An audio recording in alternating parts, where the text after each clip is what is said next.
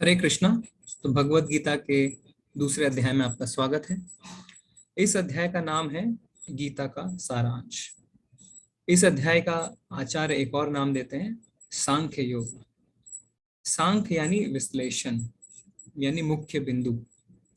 तो इस अध्याय में हम देखेंगे कि भगवान भक्ति के किन मुख्य बिंदुओं की बात करते हैं। तो वो मुख्य बिंदु क्या है? जिस मुख्य बिंदु की भगवान इस अध्याय में बात करेंगे वो यह है कि हम आत्मा हैं, शरीर नहीं। जब इस बात को, इस मुख्य बिंदु को हम समझेंगे तो वो हमारी भक्ति में पहला कदम होगा। अग्नि पुराण में जो भगवत गीता के अलग अलग अध्याय हैं उनकी तुलना शरीर के अलग अलग अंगों से की गई है। तो जो अध्याय 2 है उसकी तुलना की गई है पैरों से। पैर यानी आधार। कोई भी व्यक्ति कितना भी शक्तिशाली हो, किंतु अगर उसके पैर कमजोर हैं तो वो ज्यादा देर तक टिक नहीं सकता। पूरी भगवत गीता इस अध्याय पे टिकी है, इसीलिए इसे अग्नि पुराण में भगवत गीता के पैरों से इसकी तुलना की गई। यहाँ पे हम देखेंगे कि आत्मा के बारे में भगवान क्या बताते हैं। तो सबसे पहले हम देखते हैं कि हमने पिछले अध्याय में क्या पढ़ा। तो उसमें अर्जुन ने ना लड़ने के 5 कारण बताए। तो एक एक करके हम उन कारणों को क्विक रिकैप करेंगे। पर मैं चाहता हूं कि आप सब हैंड रेस करके बताएं अगर आपको वो कारण याद है कि पिछले अध्याय में अर्जुन ने ना लड़ने के क्या क्या कारण दिए थे। आप अपना हैंड रेस कर सकते हैं। आपको अनम्यूट करके हम पूछेंगे।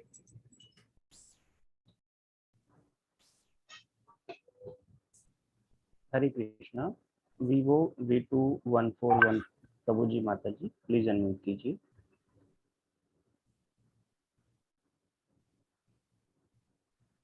हरे कृष्णा।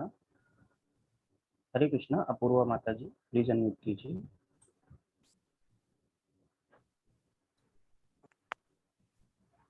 हरे कृष्णा, आपके स्क्रीन पे एक अनम्यूट का बटन आएगा, आप उसे दबा सकते हैं।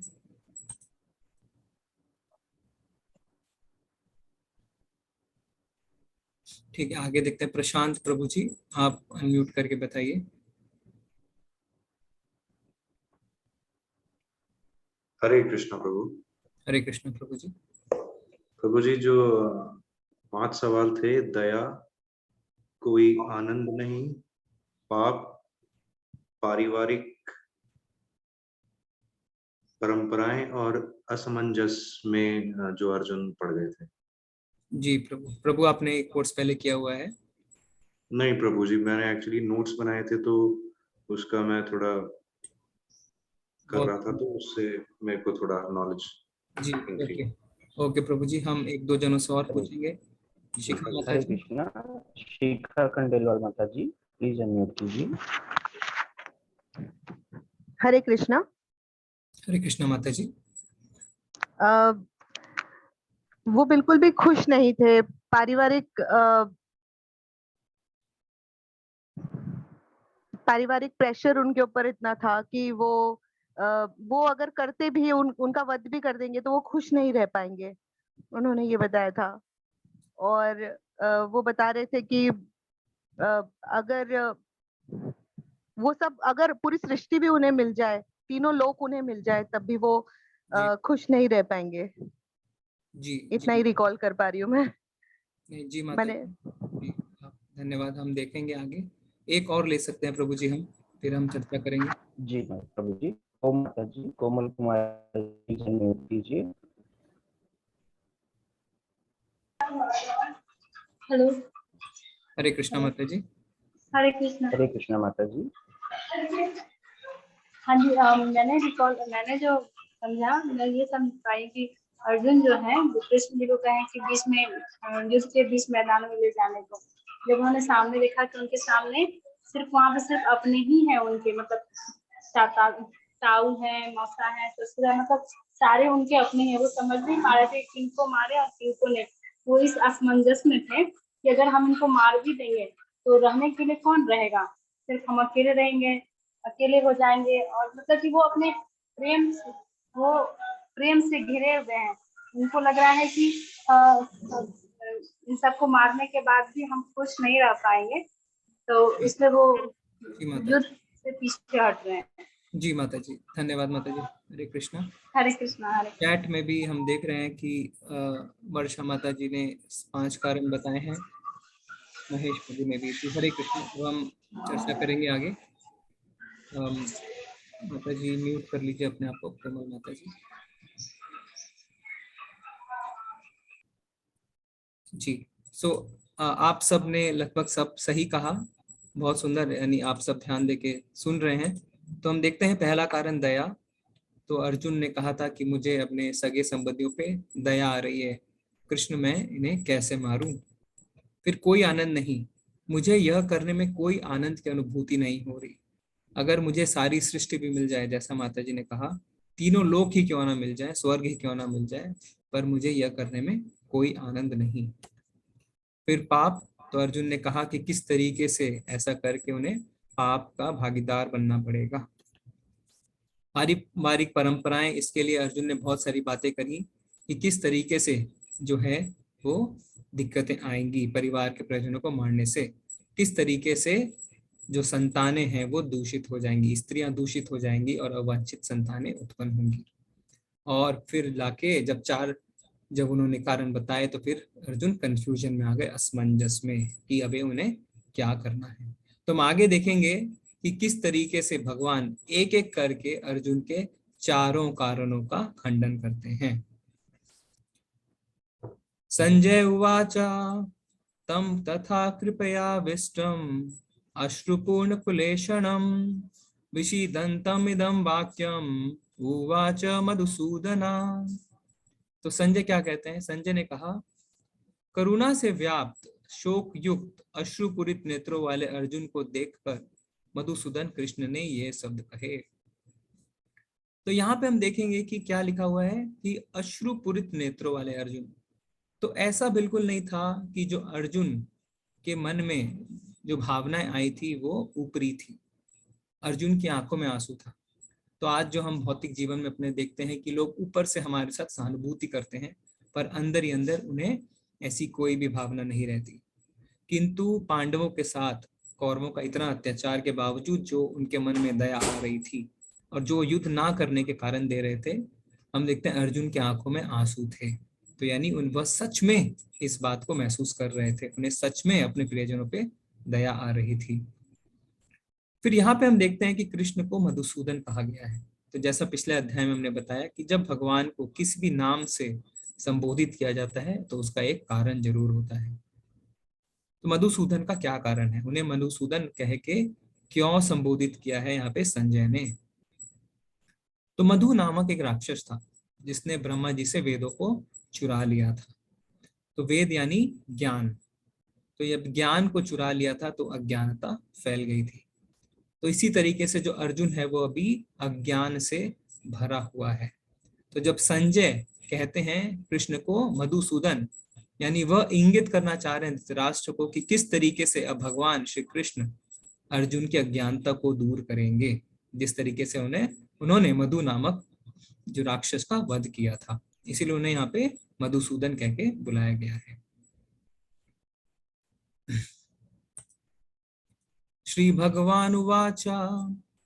तो हम यहाँ पे देखते हैं कि ये पहला श्लोक आता है भगवत गीता का जिसमें भगवान पहली बार बोलते हैं। तो अभी तक 47 श्लोक निकल चुके हैं, 46 पहले अध्याय में और इस अध्याय का एक और श्लोक, तो कुल मिला के 47 श्लोक निकल गए। उसके बाद भगवान ने पहली बार कुछ कहा। तो भगवान ने क्या कहा? कुतस्त्वा कश्मलम मिदम विस्मय समुपस्थितम अनार्यजुष्टम स्वर्गम अकीर्तिकर अर्जुना। परम पिता परमेश्वर ने कहा, मेरे प्यारे अर्जुन, ये अशुद्धियां तुम पर कैसे आई हैं? वे ऐसे व्यक्ति के लिए बिल्कुल नहीं है जो जीवन के मूल्य को जानता है। वे उच्च ग्रहों की ओर नहीं बल्कि बदनामी की ओर ले जाती है। तो यहाँ पे हम पहले कुछ चर्चाएं करेंगे।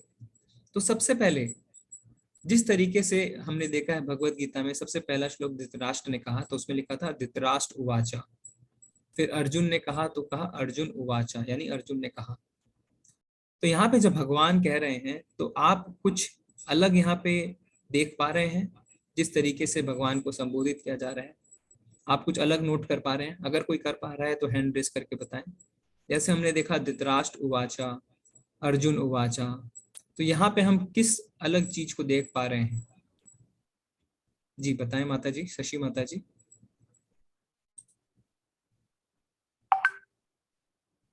शशि माता जी बताएं। दिस इज शिखा। जी हाँ, जी माता जी। श्री भगवान उवाच कहा है, तो श्री लगाया है भगवान जी के आगे। जी ओके माता जी। और भी कोई बताना चाहता है तो बताएं हरे चैट कृष्णा। में। सोहिनी भास्कर माता जी, जी प्लीज अनम्यूट कीजिए। हरे कृष्ण प्रभु जी। हरे कृष्णा माता जी। यहाँ पे श्री कृष्ण या और कोई उनका नाम नहीं कहा। वेद व्यास जी भी यही कहते हैं कि वो भगवान हैं, इसीलिए उन्होंने लिखा है कि श्री भगवान उवाच, भगवान ने कहा। जी माता। हरे कृष्ण। हरे कृष्ण माता जी, आपने बिल्कुल सही उत्तर दिया है। तो यहाँ पे व्यास देव जी ऐसा नहीं कहते हैं कि कृष्ण उवाचा या मधुसूदन उवाचा, माधव उवाचा, वो कहते हैं श्री भगवान उवाचा। तो इस बात को हमें पूरे अच्छी तरह से समझना है कि भगवान श्री कृष्ण ही भगवान है। इस बात में हमें कोई संशय नहीं होना चाहिए। अगर हम इस बात को अच्छी तरह मान लेते हैं तभी हम जाके भगवत गीता का अच्छे से आत्मसात कर पाएंगे, उसकी शिक्षाओं को। अगर हम इस बात में कोई भी कंफ्यूजन रखते हैं तो भगवत गीता हमें बिल्कुल समझ नहीं आएगी। तो वेद व्यास जी को कोई संशय नहीं था। हमें भले ही थोड़ा बहुत संशय हो सकता है, पर वेद व्यास जी जो रचयिता हैं गीता के, उनको कोई भी संशय नहीं था इस बात में। इसलिए उन्होंने ऐसा नहीं कहा कि श्री कृष्ण उवाच, उन्होंने कहा श्री भगवान उवाच।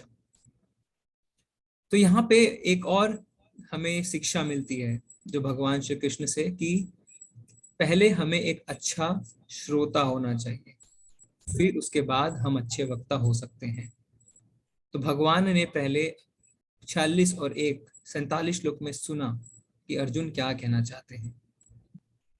उसके बाद भगवान ने पहली बार कुछ कहा। तो हमें इस बात को अपने जीवन में उतारना चाहिए कि हमें अगर अच्छा वक्ता बनना है तो हमें पहले अच्छा श्रोता बनना होगा।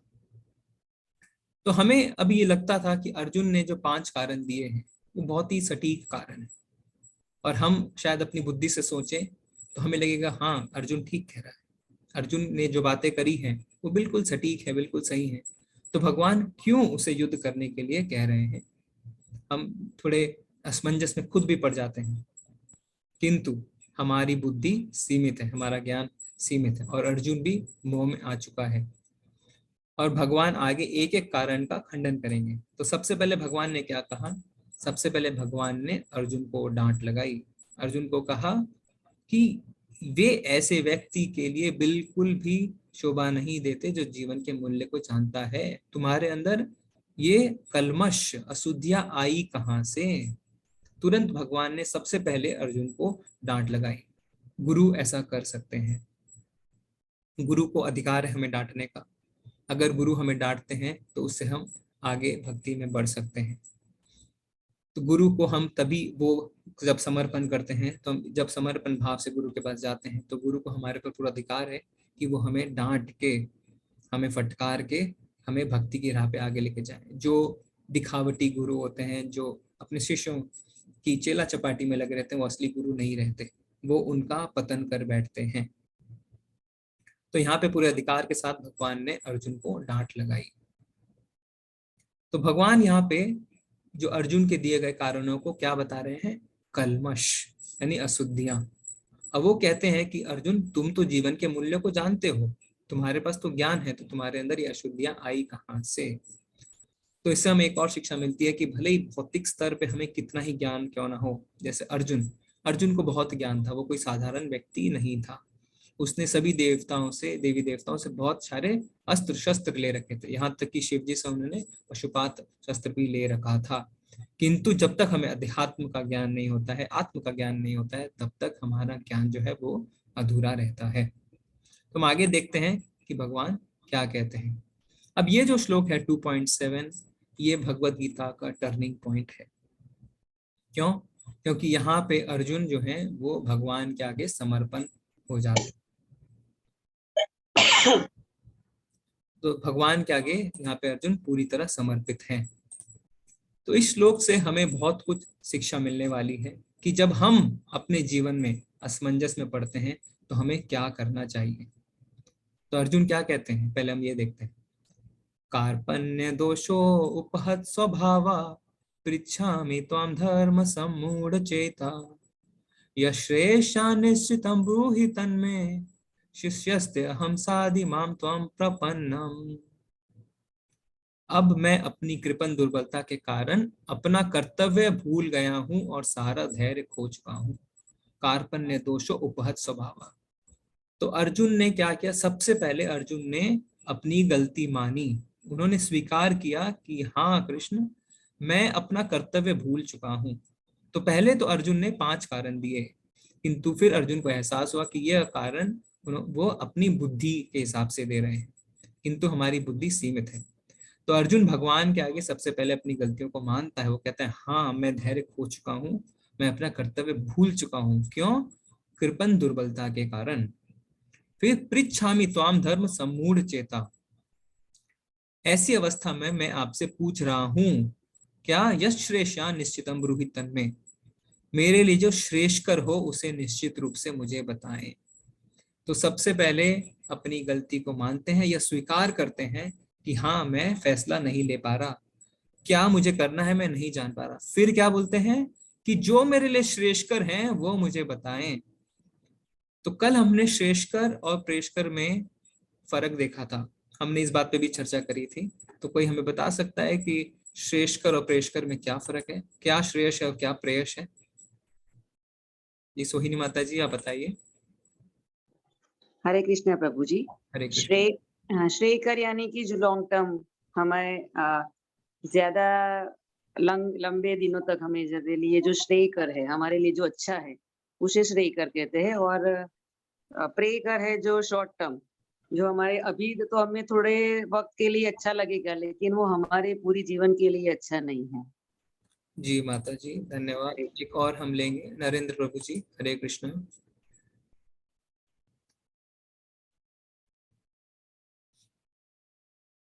नरेंद्र प्रभु जी, आप बताइए। हाँ, हरे हरे कृष्णा सर। हरे कृष्ण प्रभु जी। सर, श्रेष्ठकर का यहाँ पे तात्पर्य बताया गया है, जो हमारे लिए जो श्रेष्ठ कर्म है वही हमारे लिए श्रेष्ठकर है। भगवान का अर्जुन जी यही पूछ रहे हैं कि हे भगवान, वह ऐसा मुझे उपाय बताए जो हमारे लिए श्रेष्ठकर हो और हमें जीवन में अच्छाई की ओर, ऊंचाई की ओर लेके जाए। जी प्रभु जी धन्यवाद। सो श्रेष्ठकर और प्रेष्ठकर में क्या अर्थ है, हमने देखा था। श्रेष्ठकर वो है जो हमारे लिए सर्वश्रेष्ठ है लॉन्ग टर्म में, जैसा आपने कहा। प्रेष्ठकर वो है जो आज मीठा लगता है किंतु आगे चल के वो कड़वा और जहरीला हो जाता है। और श्रेष्ठकर वो है जो आज भले ही थोड़ा कड़वा लगे किंतु आगे चल के वो हमारे लिए मीठा ही मीठा रहता है। जैसे एक माँ जब उसका बच्चा उससे चॉकलेट मांगता है, तो अगर वो उसके प्रेयस के बारे में सोचेगी तो उसे चॉकलेट देगी, किंतु माँ उसके श्रेयस के बारे में सोचती है, क्योंकि आज अगर वो चॉकलेट खाता है तो आगे चल के उसके दांत खराब हो जाते हैं। तो अर्जुन क्या कहता है, ऐसा नहीं कहता कि हे कृष्ण मुझे अभी क्या करना है मुझे बताइए। वो कहता है जो मेरे लिए श्रेष्ठकर है वो बताएं। तो यानी वो पूरी तरीके से भगवान के आगे सरेंडर होकर बोलता है, हे भगवान आप मुझे बताएं मुझे करना क्या है। फिर क्या होता है, शिष्यास्ति अहम साधि माम त्वम प्रपन्नम। अब मैं आपका शिष्य हूं तो मुझे आप उपदेश दीजिए। साधि माम त्वम प्रपन्नम यानी मैं आपके शरणागत हूं। तो अब वो पूरी तरह भगवान श्री कृष्ण के शरणागत हैं और वो किसी तरीके से भगवान के विचारों को किसी तरीके से अपने फेवर में लाने की कोशिश नहीं करते हैं। वो कहते हैं हे भगवान आपको जो मेरे लिए श्रेष्ठ लगता है वो बताएं, अब मैं आपका शिष्य हूं। तो यानी भगवान श्री कृष्ण अब जो कहेंगे वो अर्जुन मानेंगे। तो यहाँ पे हम अपने जीवन में इससे क्या शिक्षा ले सकते हैं? हम सबके जीवन में हर समय एक न एक ऐसी परिस्थिति आती है जब हमें पता नहीं होता हम क्या करें। हम अपने दिमाग से अपनी बुद्धि से हम सोचते हैं ये सही है ये सही है ये सही है, पर हम निर्णय पे नहीं पहुंच पाते। तो हमें क्या करना है, हमें सबसे पहले स्वीकार करना है कि हाँ हमारी बुद्धि की सीमा है, हम जो सोच रहे हैं वो सही नहीं भी हो सकता, वो जरूरी नहीं कि हमेशा सही हो। तो अगर कोई समस्या में हम पड़े हैं और उसकी हम समाधान खोज रहे हैं अपनी बुद्धि से, तो सबसे पहले हमें यह समझना होगा कि जो समाधान हम खोज रहे हैं जरूरी नहीं कि वो सही समाधान हो। हमें उस अहंकार से बाहर निकलना होगा कि हमारी बुद्धि सर्वश्रेष्ठ है। तो सबसे पहला ये। दूसरा दूसरा हमें शरणागति लेनी होगी। तो जैसे अर्जुन ने यहाँ पे भगवान की शरणागति ली, उनको गुरु माना, तो हमें किसकी शरणागति लेनी होगी? हमें गुरु का आश्रय लेना होगा। तो हम गुरु के पास जा सकते हैं, जैसा हमने पहले अध्याय में पढ़ा था कि गुरु, शास्त्र और साधु। शास्त्र क्योंकि भगवान के रूप में गुरु हैं, क्योंकि भगवान खुद नहीं है, और उनके द्वारा लिखे गए शास्त्र, और साधु यानी भक्तों का संग। तो कोई कह सकता है, कई लोग कहते हैं कि अर्जुन के पास तो भगवान थे, उन्होंने तो भगवान से पूछा, हम किससे पूछें? कोई भगवान आएंगे क्या? तो गुरु जो हैं वही हमारे भगवान के रूप है। तो गुरु के बिना हम भगवान को पा भी नहीं सकते। क्यों? क्योंकि गुरु ही जो शास्त्रों में लिखे भगवान की वाणी है वो हम तक पहुंचाते हैं यथा रूप में। इसलिए हमें पारंपरिक गुरु जो है उनकी हमेशा शरणागति लेनी चाहिए। तो यहाँ पे श्रील प्रभुपाद जी द्वारा लिखे तात्पर्य भी हम पढ़ते हैं। यह प्राकृतिक नियम है कि भौतिक कार्यकलाप की प्रणाली हर एक के लिए चिंता का कारण है। तो हर किसी के जीवन में कुछ ना कुछ चिंता है, और उसका कारण क्या है? भौतिक कार्यकलाप, क्योंकि हम अपना जीवन भौतिक धरातल पे जी रहे हैं। पग पग पर उलझन मिलती है, अतः प्रामाणिक गुरु के पास जाना आवश्यक है, जो जीवन के उद्देश्य को पूरा करने के लिए समुचित पथ निर्देश दे सके। तो हमें जब पता नहीं होता कि हमारा क्या जीवन का मकसद है, हम क्या कर रहे हैं, हमें क्या करना चाहिए, तो हमें एक प्रामाणिक गुरु की शरण लेनी चाहिए, जो हमें हमारे जीवन के मकसद को बताते हैं। समग्र वैदिक ग्रंथ हमें यह उपदेश देते हैं कि जीवन की अनचाही उलझनों से मुक्त होने के लिए प्रामाणिक गुरु के पास जाना चाहिए। देखिए यहाँ पे बोला कि अनचाही उलझने, हम अपने जीवन की उलझनों में खुद ही फंसे हैं, क्योंकि हम अपना जीवन शरीर के लेवल पे जी रहे हैं। हम यह नहीं समझ रहे हैं कि हम आत्मा हैं, तो इसके कारण हमारी उलझनें और बढ़ती जा रही हैं। तो इन अनचाही उलझनों से हमें कौन कर सकता है? एक पारंपरिक गुरु, एक प्रामाणिक गुरु। ये उलझने उस दावाग्नि के समान हैं जो किसी के द्वारा लगाए बिना भभक उठती हैं। तो अगर कोई ये सोचता है कि मेरे जीवन में तो कोई दुख नहीं है, या हम अगर ऐसा सोचते हैं कि ठीक है मैं कुछ नहीं करूंगा, मैं कमरे में बंद हो जाता हूँ, मेरे पास दुख नहीं आएगा, ऐसा नहीं होता है। दुख खुद ब खुद खोज के आपके पास आ जाएगा। हम अपने कर्मों से कभी भी नहीं भाग सकते। तो ये किस तरीके से है? आचार्य बताते हैं ये एक दावाग्नि की तरह है। जिस तरीके से एक जंगल में अग्नि, आग लग जाती है तो कोई उसे लगाने नहीं जाता, वो खुद ब खुद लग जाती है। उसी तरीके से कोई ये नहीं चाहता कि हमारे जीवन में दुख आए, पर दुख खुद ही हमारे पास आ जाते हैं। भगवान इस धरती को क्या कहते हैं? आगे हम देखेंगे अध्याय में। भगवान कहते हैं दुख आलयम अशाश्वतम। दुख आलयम माने दुख का आलय। जैसे पुस्तकालय में क्या मिलते हैं? पुस्तक। उस तरीके से दुखालय में क्या मिलते हैं? दुख। तो भगवान इस सृष्टि के रचयिता हैं, किंतु भगवान इस सृष्टि के बारे में क्या बोलते हैं? दुख आलयम, यानी इस सृष्टि में हर किसी के पास दुख तो आएंगे ही, हम उससे बच के नहीं जा सकते। अशाश्वतम यानी जो सुख मिलते भी हैं वो क्षणिक हैं, वो शाश्वत नहीं है। तो जैसे कोई मोबाइल बनाती है कोई कंपनी, तो उस मोबाइल के बारे में उस कंपनी से अच्छे से कोई नहीं जान सकता। हम भले ही उसका इस्तेमाल करें, किंतु लगातार इस्तेमाल करने के बावजूद भी हम उसके नए नए फीचर्स देखते हैं जो हमें कभी नहीं पता होता। इसी तरीके से सृष्टि का निर्माण किया भगवान ने। भगवान को इस सृष्टि से अधिक कोई नहीं जान सकता, और अपनी सृष्टि के बारे में भगवान कहते हैं कि यह है दुखालयम शाश्वतम। इसी प्रकार विश्व की स्थिति ऐसी है कि बिना चाहे जीवन की उलझनें स्वतः उत्पन्न हो जाती हैं। कोई नहीं चाहता कि आग लगे, किंतु फिर भी वह लगती है और हम अत्यधिक व्याकुल होते हैं। तो जैसे ही हमारे जीवन में परेशानियां आती हैं, हम बहुत व्याकुल होते हैं, हमें समझ नहीं आता कि हम क्या करें। अतः मनुष्य को भौतिक उलझनों में ना रहकर गुरु के पास जाना चाहिए। यही श्लोक का तात्पर्य है। तो ये श्लोक बहुत महत्वपूर्ण है। इस श्लोक से हमारे जीवन में भी हम बहुत शिक्षा ले सकते हैं कि किस तरीके से हमें गुरु के आगे शरणागत होके अपनी जितनी अनचाही उलझनें हैं उनको, उनसे छुटकारा पाके भगवान के शरण में जाना चाहिए।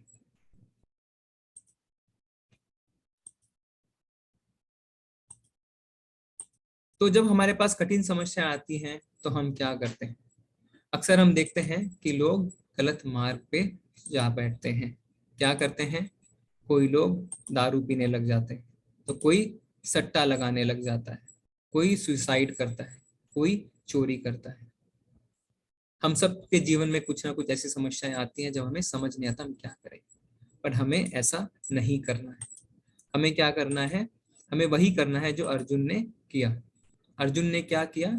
अर्जुन ने शरणागति ली भगवान की। तो हमें किसकी शरणागति लेनी है? भगवान के प्रतिनिधि की, यानी एक प्रामाणिक गुरु की। तो गुरु, साधु और शास्त्र, ये हमें हमेशा याद रखना है।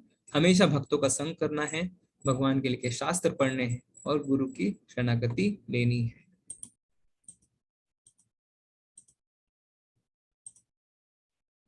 तो अब यहाँ पे बहुत जरूरी है हमारे लिए समझना कि भगवान कौन है। तो अभी हमने देखा श्री भगवान उवाचा, ऐसा नहीं कहा गया कृष्ण उवाचा। तो भगवत गीता को समझने के लिए हमें पहले यह समझना है कि कृष्ण ही भगवान है। और वेद व्यास जी जो हैं, जो भगवत गीता के रचयिता हैं, वो यह सुनिश्चित करना चाहते थे कि जो भी भगवत गीता को पढ़ता है वो इस बात को पूरी अच्छी तरह समझ जाए कि भगवान श्री कृष्ण है।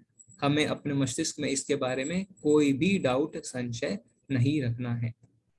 तो भगवान है कौन? तो इसकी व्याख्या की है पराशर मुनि ने। पराशर मुनि हैं वेद व्यास जी के पिता। तो उन्होंने विष्णु पुराण में क्या कहा है? ऐश्वर्यश समग्रश वीरस्य यशसा श्रिया ज्ञान वैराग्य योश चैव सनम भग इति गुना। भग यानी भगवान। जैसे कोई किसी के पास अगर धन होता है तो वो होता है धनवान, मूल्य मूल्यवान। तो भग यानी भगवान।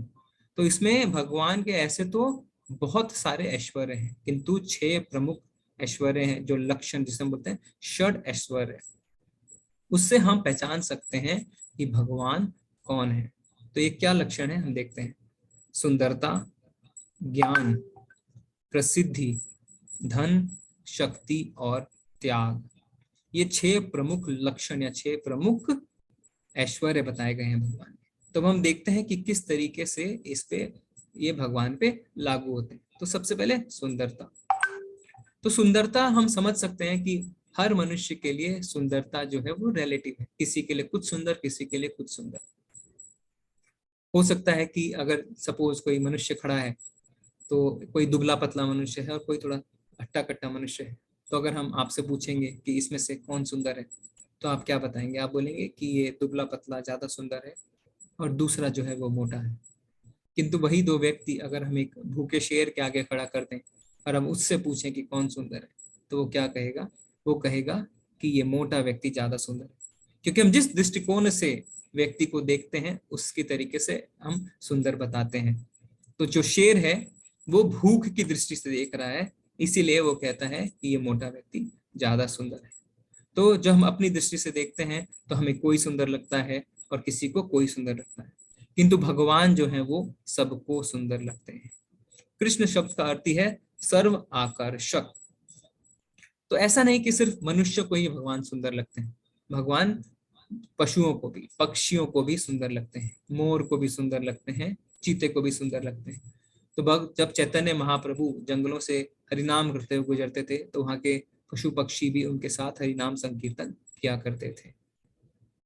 यहाँ तक कि बादलों को भी भगवान सुंदर लगते हैं। और कहते हैं कि जब भगवान यमुना नदी के पास बैठते थे तो यमुना रुक जाती थी। तो नदी को भी भगवान सुंदर लगते हैं। कृष्ण यानी सर्व आकर्षक। फिर दूसरा है ज्ञान। जो भगवत गीता का अभी हम पढ़ रहे हैं उसमें हमें भगवान के ज्ञान के बारे में पता चलता है। तो अगर हम समझें कि 5000 साल पहले भगवान ने अर्जुन को भगवत गीता का ज्ञान दिया, हम आज भी उस ज्ञान को पढ़ रहे हैं और समझने की कोशिश कर रहे हैं। हमने अपने जीवन में कितने ही स्टोरी बुक्स पढ़े, कितने ही भौतिक किताबें पढ़ी, पर हम उसे 1-2 बार पढ़ के फिर दोबारा पढ़ने के इच्छुक नहीं रहते। हिंदू भगवत गीता को हम लोग 5000 वर्षों से पढ़ते आ रहे हैं और आज भी पढ़ते जा रहे हैं। यहाँ तक कि जितने शास्त्र हैं, जितने पुराने, सबकी रचना भगवान ने खुद करी है।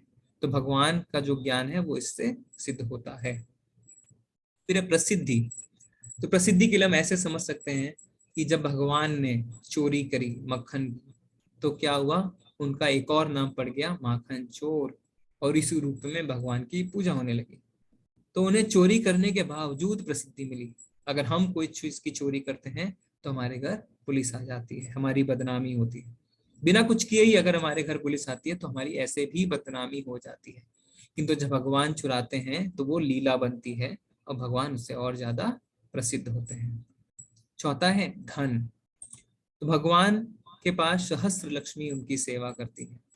भगवान के पास धन की कोई कमी नहीं। हम दिवाली पे जब लक्ष्मी माँ की पूजा करते हैं, हम कहते हैं माँ हमें कुछ धन दे दो, किंतु वही लक्ष्मी माँ, सहस्त्र लक्ष्मी, भगवान की सेवा में लगी रहती है। शक्ति। तो अगर हम भगवान की शक्ति का अनुमान लगाएं तो हम गोवर्धन लीला से ही अनुमान लगा सकते हैं। उस समय भगवान की उम्र थी सिर्फ 7 साल और भगवान ने अपने उल्टे हाथ की छोटी उंगली पे 7 दिनों तक गोवर्धन पर्वत को उठाए रखा। ये किसी भी सामान्य व्यक्ति के लिए बिल्कुल संभव नहीं। पर्वत उठाए रखना तो दूर, 7 दिन तक कोई खड़ा भी नहीं रह सकता। अगर आप किसी को एक दिन पूरा हाथ उठा के कहने को कहें तो वो भी नहीं कर सकता। और भगवान ने 7 साल की उम्र में गोवर्धन पर्वत को 7 दिनों तक उठाया। और फिर है त्याग। तो ये 5 गुण होने के बावजूद भगवान के अंदर जो छठा गुण है वो है त्याग का। अगर हम मान भी लें कि ये 5 गुण किसी मनुष्य के अंदर आते हैं तो उसे जरूर अहंकार आ जाएगा। किंतु भगवान जो है वो बहुत बड़े त्यागी भी हैं। और इस बात का हमें कैसे पता चलता है? भगवान यहाँ पे भगवत गीता में हमने क्या देखा कि अर्जुन के सारथी बने। अगर किसी के पास इतनी सुंदरता, इतना ज्ञान, इतनी प्रसिद्धि, इतना धन और इतनी शक्ति है तो भला एक सारथी क्यों बनेंगे? पर भगवान अपने भक्त के लिए सारथी भी बन सकते हैं। तो उनके वैराग्य और त्याग की कोई तुलना नहीं। इसको हम ऐसे भी समझ सकते हैं कि जब राम जी जब राजा बनने वाले थे तो उसके एक दिन पहले ही उन्हें वनवास हो गया और बिना कोई मुंह पे उनके संकोच आए वो आगे चले गए वनवास में। तो इससे हम समझ सकते हैं कि ये 6 जो ऐश्वर्य हैं, षड ऐश्वर्य जिसे हम 6 ऑपुलेंसेस कहते हैं, ये भगवान की निशानी है।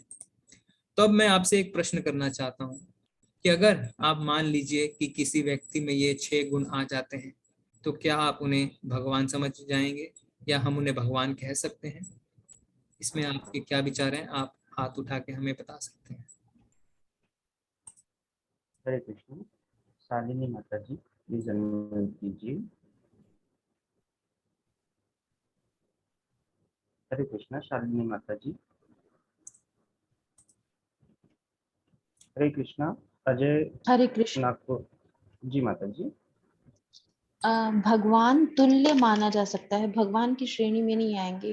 उनके अपने खुद के कर्म इतने अच्छे होते हैं कि वो ईश्वर की श्रेणी, ईश्वर तुल्य हो सकते हैं, ईश्वर नहीं हो सकते मेरे मुताबिक। जी माता जी, हम बताएंगे और पहले हम बाकी भक्तों का सुनते हैं। हरे धन्यवाद कृष्णा माता अजय प्रभु जी प्लीज अनम्यूट कीजिए।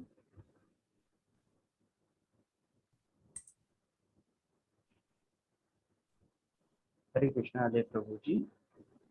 हाँ, हरे कृष्णा। मैं जी। अजय नागपुर से बोल रहा हूँ और मुझे ऐसा लगता है कि अगर ये 6 गुण हैं तो वास्तव में भगवान मानना चाहिए। जी ओके प्रभु जी, आपका हमने विचार सुना। हम और आगे सुनते हैं भक्तों के विचार। हरे कृष्णा। हरे कृष्णा जितेंद्र प्रभु जी। जितेंद्र विक्रम प्रभु जी प्लीज अनम्यूट कीजिए। हरे कृष्णा। हरे कृष्णा प्रभु जी। हरे कृष्ण। यदि किसी व्यक्ति में ये 6 गुण आ भी जाए तब भी जो भगवान का सबसे अहम गुण है वो है सृष्टि की रचना करना, जिसके लिए कोई भी मानव संभव नहीं है। क्यों किसी सृष्टि के वो क्या एक दूसरे चीज की रचना नहीं कर सकता अपने अंदर से, तो हम भगवान के तुल्य के, हम भगवान के गुण लेने के बाद भी हम कभी भगवान के तक पहुंच ही नहीं सकते क्योंकि हम सृष्टि की रचना करने में असमर्थ हैं। शुक्रिया। ओके प्रभु जी, हरे कृष्णा। हम एक और सुनेंगे भक्त के विचार, फिर हम जी। चर्चा करेंगे आगे। हरे कृष्णा ईशा माता जी प्लीज अनम्यूट कीजिए। हरे कृष्ण प्रभु जी। हरे कृष्ण। इनमें से अगर 2 भी गुण किसी में आ जाए तो उसमें अहंकार आना निश्चिंत है, और जिसको अहंकार आ जाए वो भगवान कैसे हो सकते हैं? जी माता जी, हरे कृष्णा। धन्यवाद सभी हरे का। कृष्ण। आपने अपने विचार रखे, तो हम आपने कुछ भक्तों ने सही कहा, कुछ भक्तों ने थोड़ा सही नहीं कहा। तो इसको हम ऐसे समझ सकते हैं कि यहाँ पे हमने जो भगवान के षड ऐश्वर्य की बात करी, तो अगर हम मान लीजिए कि कोई व्यक्ति बहुत सुंदर है, तो वो कब तक सुंदर रह सकता है? जब उसकी वृद्ध अवस्था आएगी तो उसकी सुंदरता खत्म हो जाएगी। कोई अगर ज्ञानी है, ठीक है, हम मान सकते हैं कि वो मरते दम तक ज्ञान उसके अंदर रहता है, किंतु जैसे ही वो मरता है उसका ज्ञान खत्म हो जाता है और अगले जन्म में उसे दोबारा शुरू करना होता है। यानी मान लीजिए कोई अगर पीएचडी करके मरता है, तो अगले जन्म में ऐसा नहीं कि वो उसके आगे नौकरी करेगा, उसे दोबारा जीरो से शुरू करके दोबारा पीएचडी करनी होगी। धन धन का अगर हम मान लें कि किसी के पास अगर बहुत धनी भी है, किंतु उनके धन को हम गिन सकते हैं, काउंट कर सकते हैं। और आप जानते हैं हर साल जो धनवान व्यक्तियों का लिस्ट निकलता है वो चेंज होता रहता है। पहले बिल गेट्स थे, तो कभी एलन मस्क हैं, तो कभी कोई है, तो कभी कोई। तो यह ऊपर नीचे बदलता रहता है। कोई यह नहीं कह सकता कि मैं हमेशा धनवान था, हूं और रहूंगा। इस तरीके से ये जानना चाहिए कि भगवान के अंदर जो ईश्वर ऐश्वर्य हैं ये थे, हैं और रहेंगे। ये बदलते नहीं हैं, ये हमेशा हमेशा के लिए रहते हैं। तो किसी भी व्यक्ति के अंदर मान लीजिए अगर ये 6 गुण आ भी जाते हैं तो हमेशा के लिए नहीं आ सकते। और दूसरी चीज यहाँ पे ये है कि ये भगवान के अंदर प्रचुर मात्रा में है, जिसे हम गिन भी नहीं सकते। किंतु अगर किसी मनुष्य के पास अगर धन आ भी जाता है तो उसे आप गिन सकते हैं, वो लिमिटेड मात्रा में रहती है। तो भगवान के जो षड ऐश्वर्य हैं वो सिर्फ भगवान के हैं, मनुष्य के अंदर वो गुण नहीं आ सकते। तो भगवान को हम 3 स्तर पे समझ सकते हैं। तो भगवत गीता कहती है कि पहला जो स्तर है उसे ब्रह्म ज्योति के रूप में जान सकते हैं, जो एफल्जेंस हम जिसे कहते हैं। दूसरा है परमात्मा और तीसरा है परमेश्वर। तो जब हमारी प्रारंभिक अवस्था होती है तो हमें भगवान की जो रियलाइजेशन है वो ब्रह्म ज्योति के रूप में हो सकती है। फिर जब हम भक्ति में धीरे धीरे आगे बढ़ते हैं तो हम हृदय में भगवान को परमात्मा रूप में रियलाइज कर सकते हैं। जैसे कि हम कोई गलत काम करते हैं तो हमें एहसास होता है कि हाँ हमने गलत करा है, या अगर हम कोई अच्छा काम करते हैं तो हमें बहुत खुशी होती है, या हम कोई बुरा काम करने जाते हैं तो हमें अंदर से क्या लगता है, नहीं ये बुरा कर रहा हूँ। तो अंदर हमारे अंदर जो परमात्मा बैठे हैं हमें वो एहसास दिलाते हैं। और फिर तीसरा जब हम और आगे बढ़ते हैं तो परमेश्वर यानी साक्षात भगवान का साकार रूप। तो यहाँ पे हम इसे उदाहरण के तौर पे समझ सकते हैं। तो भगवान कौन है? तो अगर हम दूर से देखें तो हमें दिखेगा कि समुद्र के बाद एक टापू है, पर अगर हम और करीब से देखें तो उस टापू पे हमें एक पेड़ नजर आता है। पर हम तुम और आगे बढ़ते हैं तो हमें उस पेड़ पे बैठा हुआ तोता नजर आता है। और यही नहीं, हम यह भी देख पाते हैं कि वो तोता क्या कर रहा है।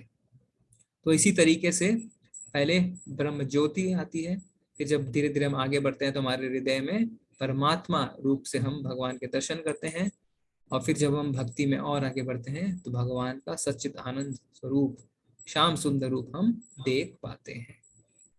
सच्चित आनंद, भगवान को सच्चित आनंद कहा जाता है। सत यानी शाश्वत, एटर्नल, चित यानी पूर्ण ज्ञान, और आनंद मतलब पूर्ण आनंद।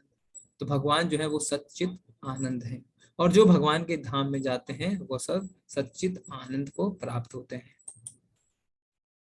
तो अब हम आते हैं, अब हम देखते हैं कि किस तरीके से जो पिछले अध्याय में अर्जुन ने 5 कारण दिए, भगवान एक एक करके उन कारणों का खंडन करते हैं।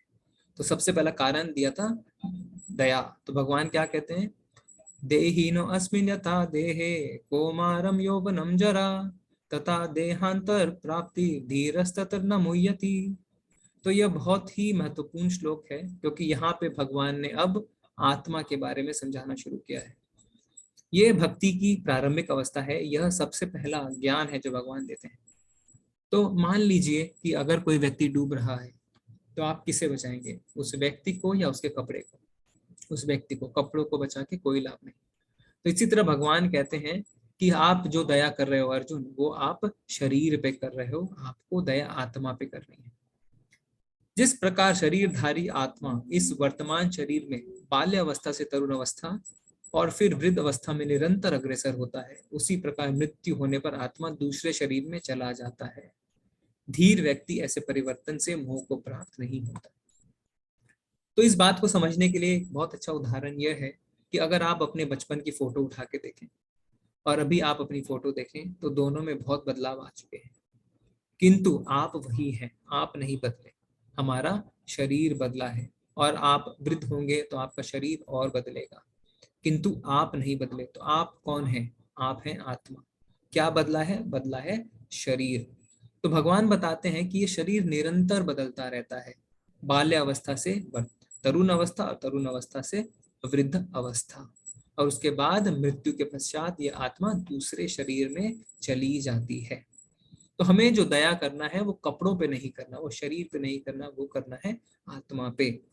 यानी भगवान अर्जुन को कहते हैं कि तुम लड़ो, तुम युद्ध करो। क्यों? क्योंकि तुम्हें दया जो करनी है वो आत्मा में करनी है। यह जो आज अधर्मी लोग खड़े हैं, अगर तुम इन्हें आज नहीं मारोगे तो ये और अधर्म फैलाएंगे, तो इन्हें मार के तुम क्या करोगे? इन पे दया करोगे।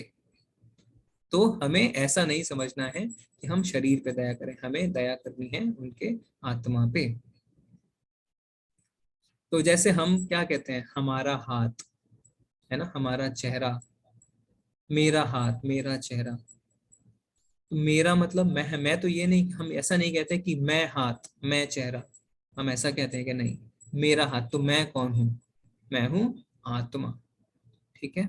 अब जैसे कोई मरता है तो हम क्या कहते हैं? वो चला गया। तो कौन चला गया? शरीर तो वहीं पड़ा है, तो आत्मा चली गई। तो हमें यह समझना बहुत जरूरी है कि हम आत्मा हैं और शरीर नहीं। और जब हम यह समझ जाते हैं तब हम समझ जाते हैं कि किस तरीके से हम भगवान की भक्ति में आगे बढ़ सकते हैं।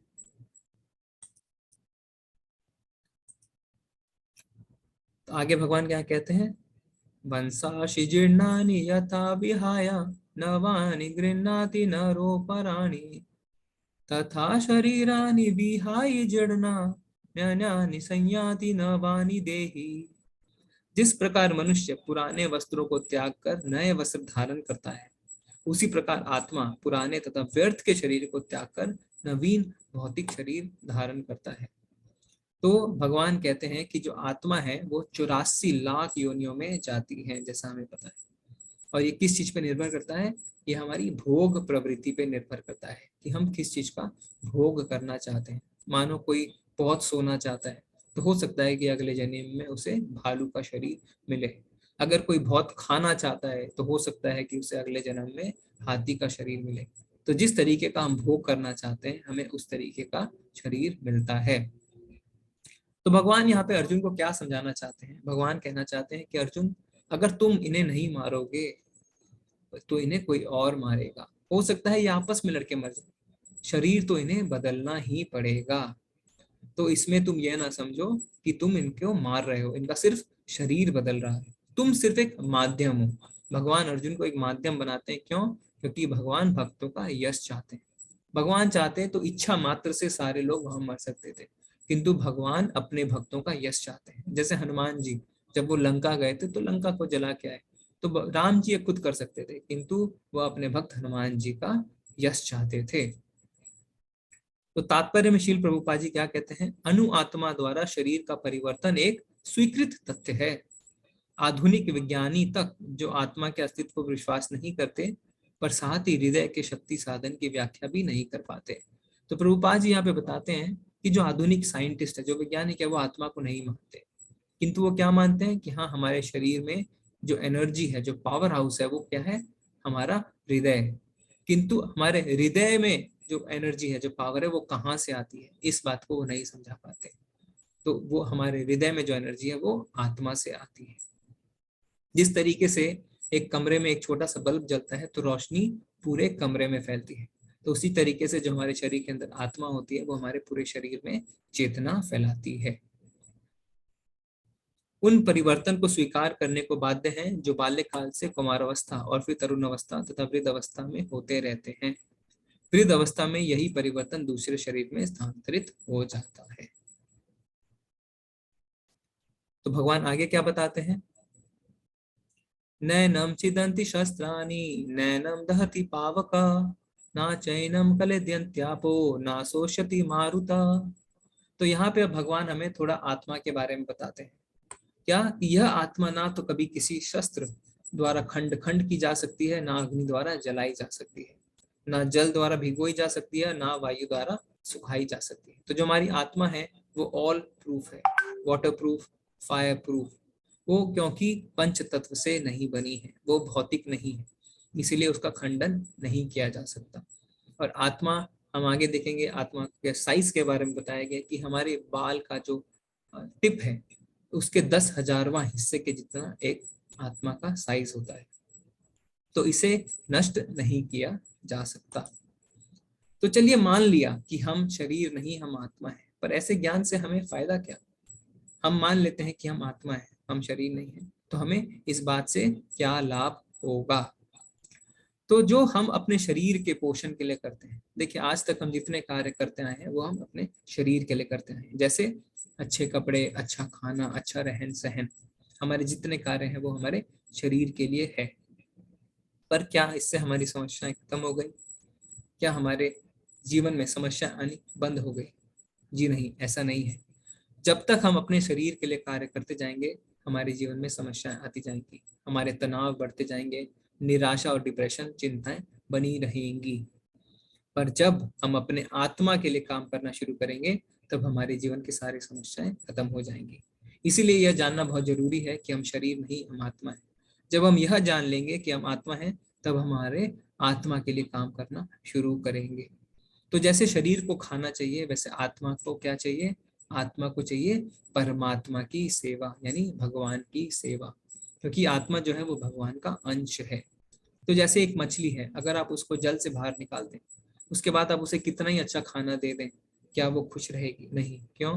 क्योंकि जो मछली है वो है जल का अंश। इसी तरह जो हम हैं वो है भगवान के अंश।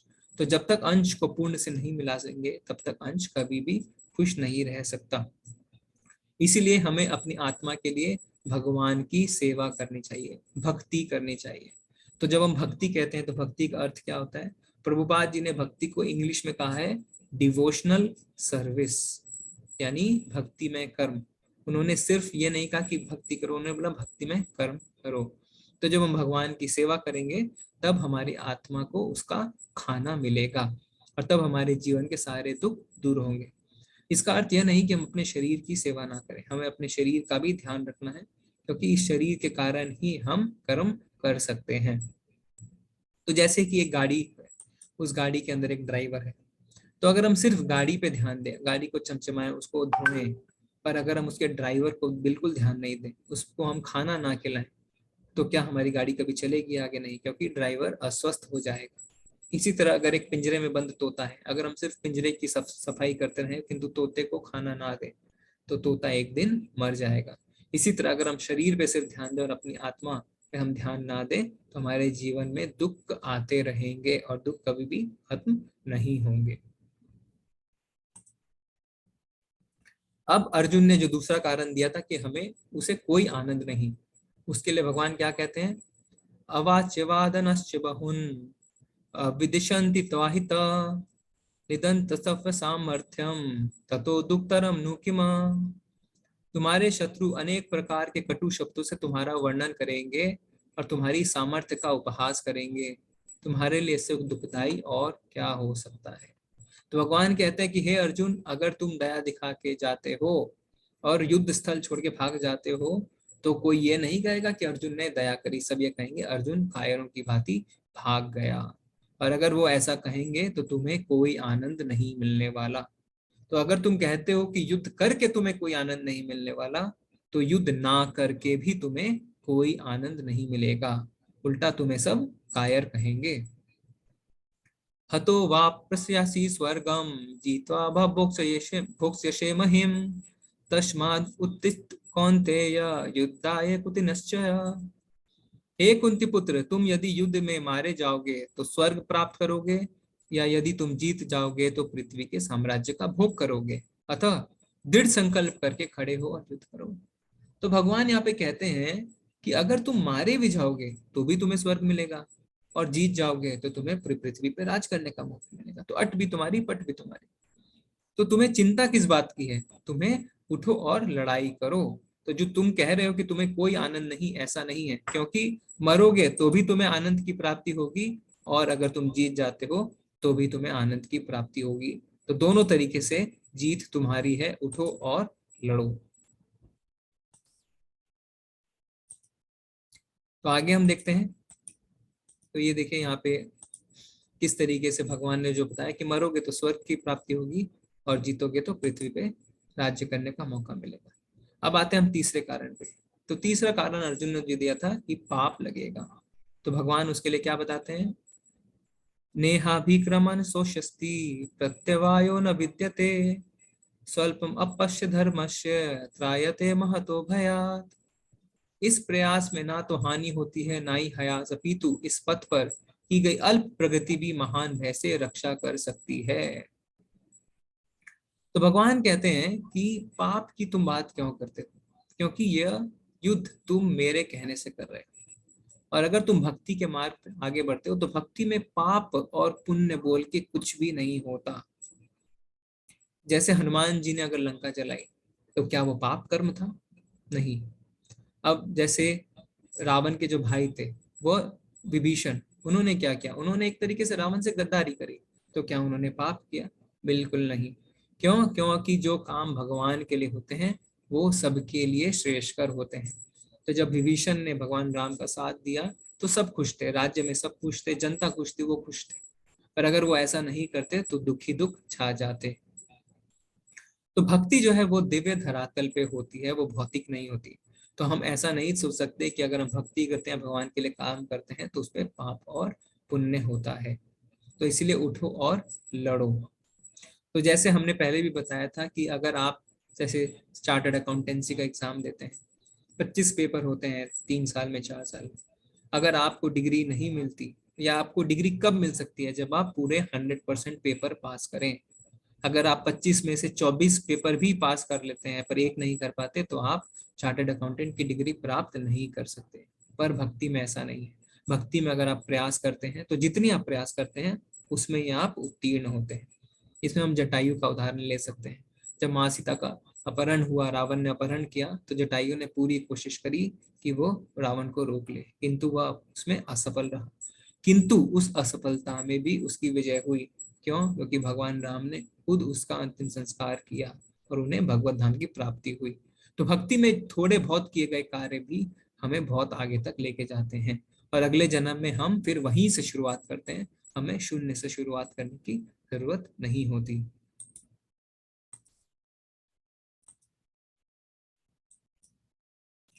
तो चौथा कारण जो दिया था अर्जुन ने, वो दिया था परंपरा नष्ट होना। तो उसके लिए भगवान क्या बताते हैं कि वेदों में मुख्यतः प्रकृति के 3 गुणों का वर्णन हुआ है। हे अर्जुन, इन 3 गुणों से ऊपर उठो, समस्त द्वैतों और लाभ तथा सुरक्षा की सारी चिंताओं से मुक्त होकर आत्मपरायण बनो। तो भगवान कहते हैं कि परंपराओं की चिंता मत करो। क्यों? क्योंकि अगर तुम मेरे लिए काम करोगे तो बाकी सबका ध्यान मैं खुद रख लूंगा। जैसे अगर एक पेड़ है, उसमें अगर हमें जल देना है तो हम पत्तों में, फूल में, तने में अलग अलग जल देंगे तो पेड़ एक दिन सूख के मर जाएगा। किंतु अगर हम उसकी जड़ में जल देंगे तो पत्तों में, तनों में, पुष्प में अपने आप जल पहुंच जाएगा। इसी तरीके से अगर हम भगवान की सेवा करेंगे तो बाकी जितने चीजें हैं भगवान उसका ध्यान खुद रखेंगे। तो पितरों की चिंता करने की आवश्यकता नहीं है, परिवारजनों की चिंता करने की आवश्यकता नहीं, क्योंकि अगर भगवान की भक्ति में कोई लगता है तो भगवान उसके घर के हर सदस्य, उसकी 14 पीढ़ियां, उसके पितरों का भी ख्याल रखते हैं। तो हमें अगर भगवान के लिए कार्य करना है तो हमें यह नहीं सोचना है कि इस पे कौन ध्यान देगा। भगवान भक्त के पूरे हर चारों तरफ से उसकी रक्षा करते हैं और उसके परिवारजनों को ख्याल रखते हैं।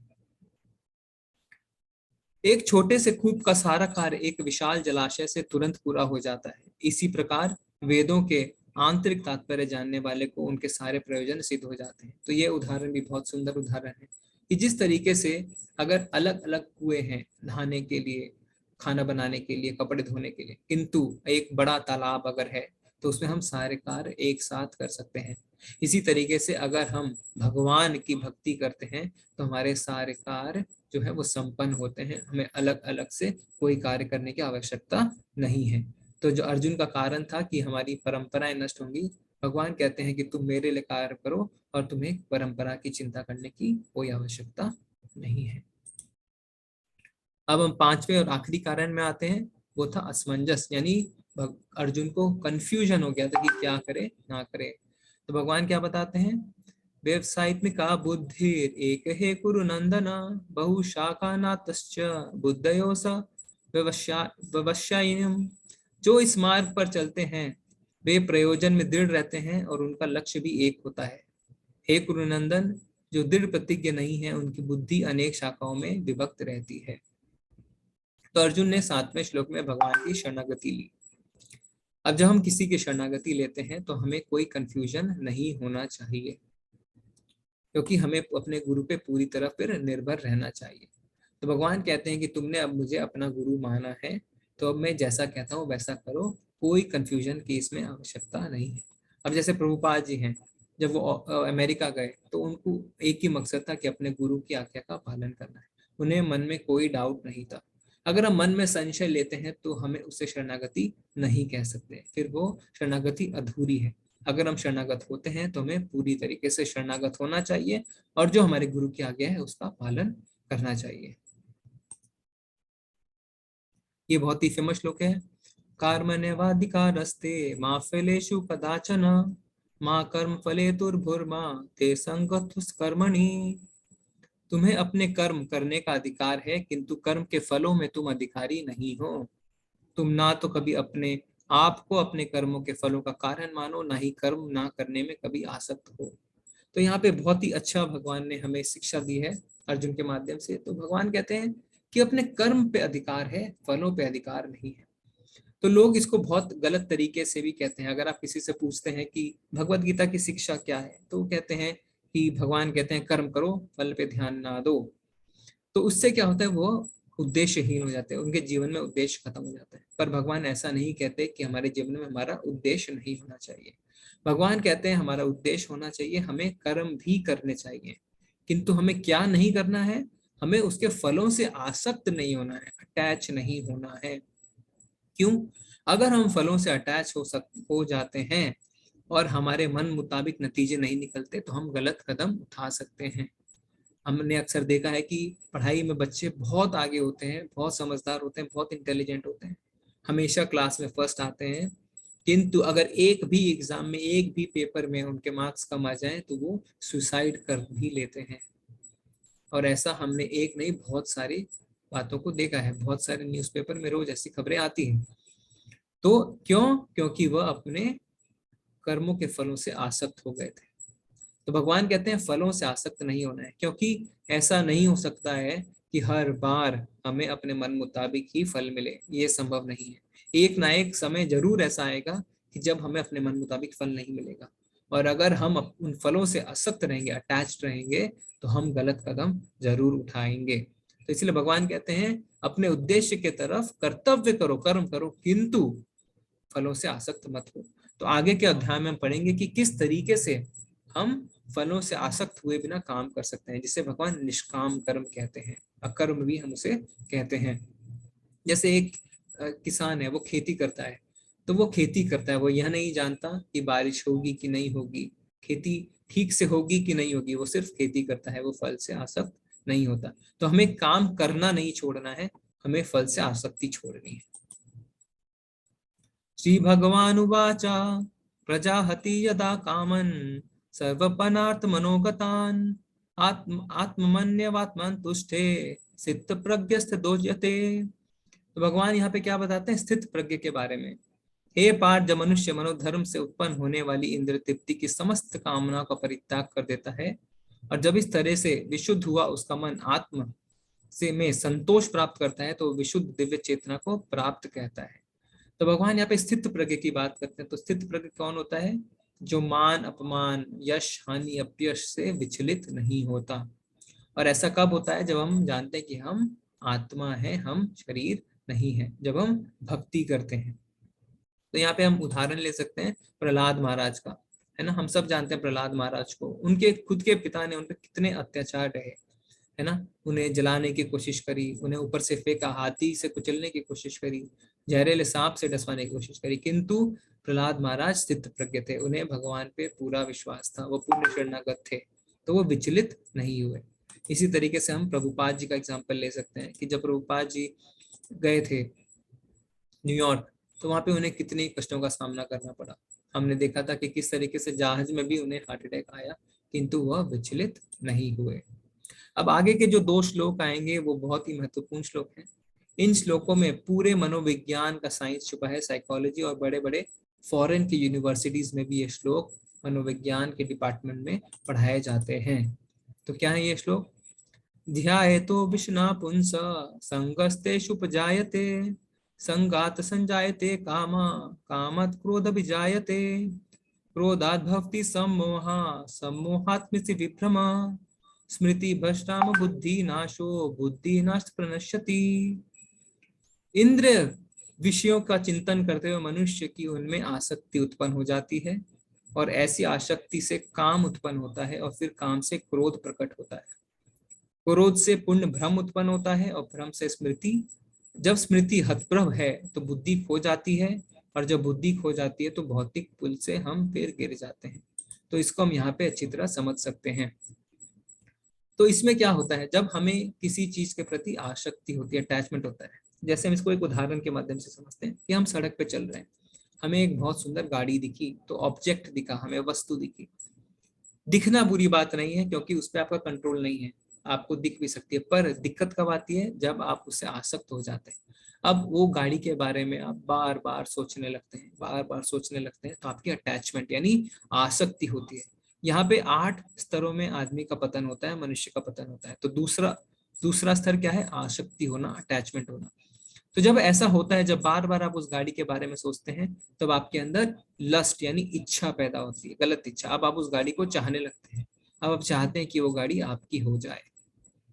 तो अब ऐसा हो सकता है कि आप उस गाड़ी को खरीद लें, ऐसा हो सकता है कि वो गाड़ी आपको ना मिले। तो चलिए मान लेते हैं कि अगर वो गाड़ी आपको मिल गई तो आपकी इच्छा पूर्ति हो गई, पर फिर आप उससे और बड़ी, उससे और बड़ी, उससे और लग्जरियस गाड़ी चाहेंगे। फिर एक ऐसा समय आएगा जब आपकी इच्छा की पूर्ति नहीं होगी, क्योंकि कोई भी ऐसा मनुष्य नहीं है जिसकी हर इच्छा पूरी होती है। तो जब ऐसा समय आएगा कि जब आपकी इच्छा की पूर्ति नहीं होगी, तो आपको क्रोध आएगा, और जब क्रोध आता है मनुष्य को तो वो सम्मोह में पड़ जाता है, जिससे उसकी स्मरण शक्ति की क्षति होती है। और जब स्मरण शक्ति की क्षति होती है तो बुद्धि की हानि होती है, और जब हमारी बुद्धि की हानि होती है तो हमारा पतन हो जाता है। तो मान लीजिए कि इस गाड़ी से जिसे वो इतना प्रेम करता है, उसमें अगर उसके खुद के दोस्त से भूल से एक स्क्रैच भी लग जाए, तो वो हो सकता है कि क्रोध में आके अपने दोस्त को ही मार दे। वो यह नहीं समझे कि उसके दोस्त ने उसके लिए क्या क्या किया।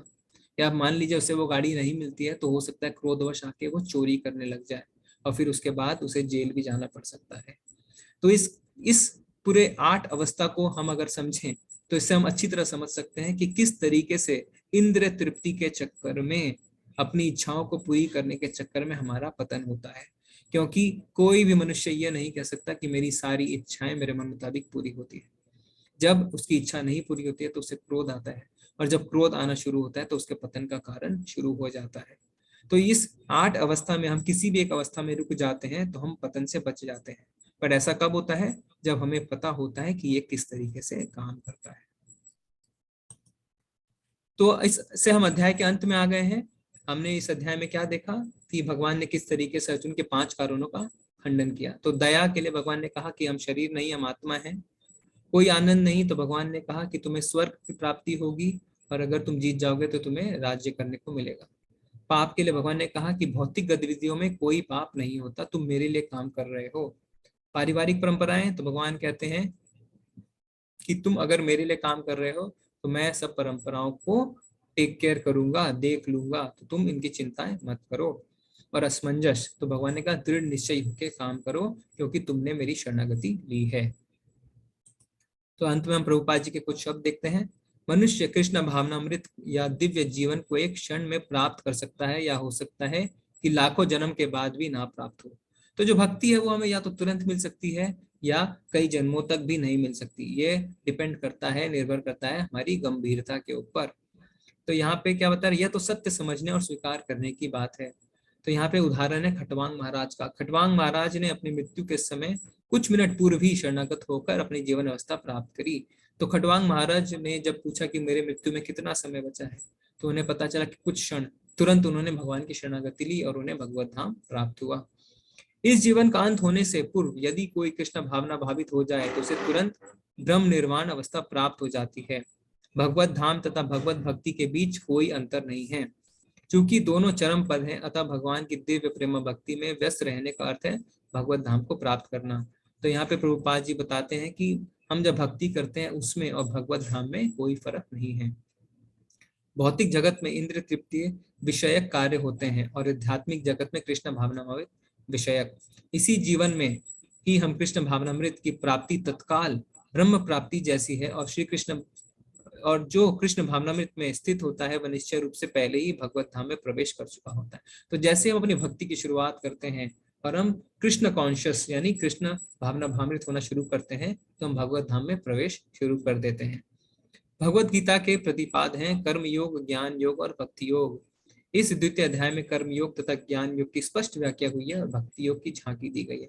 तो इसीलिए अध्याय 2 को गीता का सारांश बताया गया है, क्योंकि यहाँ पे जो भगवत प्राप्ति योग, योग यानी भगवान से जुड़ना, भगवान को प्राप्त करना, तो उसके जो रास्ते बताए गए हैं कर्म योग, ज्ञान योग और भक्ति योग, तीनों की चर्चा हुई है। तो हम आगे और अध्यायों में इन योगों के बारे में और ज्यादा पढ़ेंगे। तो इससे हमारा अध्याय अंत होता है। हरे कृष्ण। अगर आपका कोई प्रश्न है तो आप पूछ सकते हैं एड्रेस करके।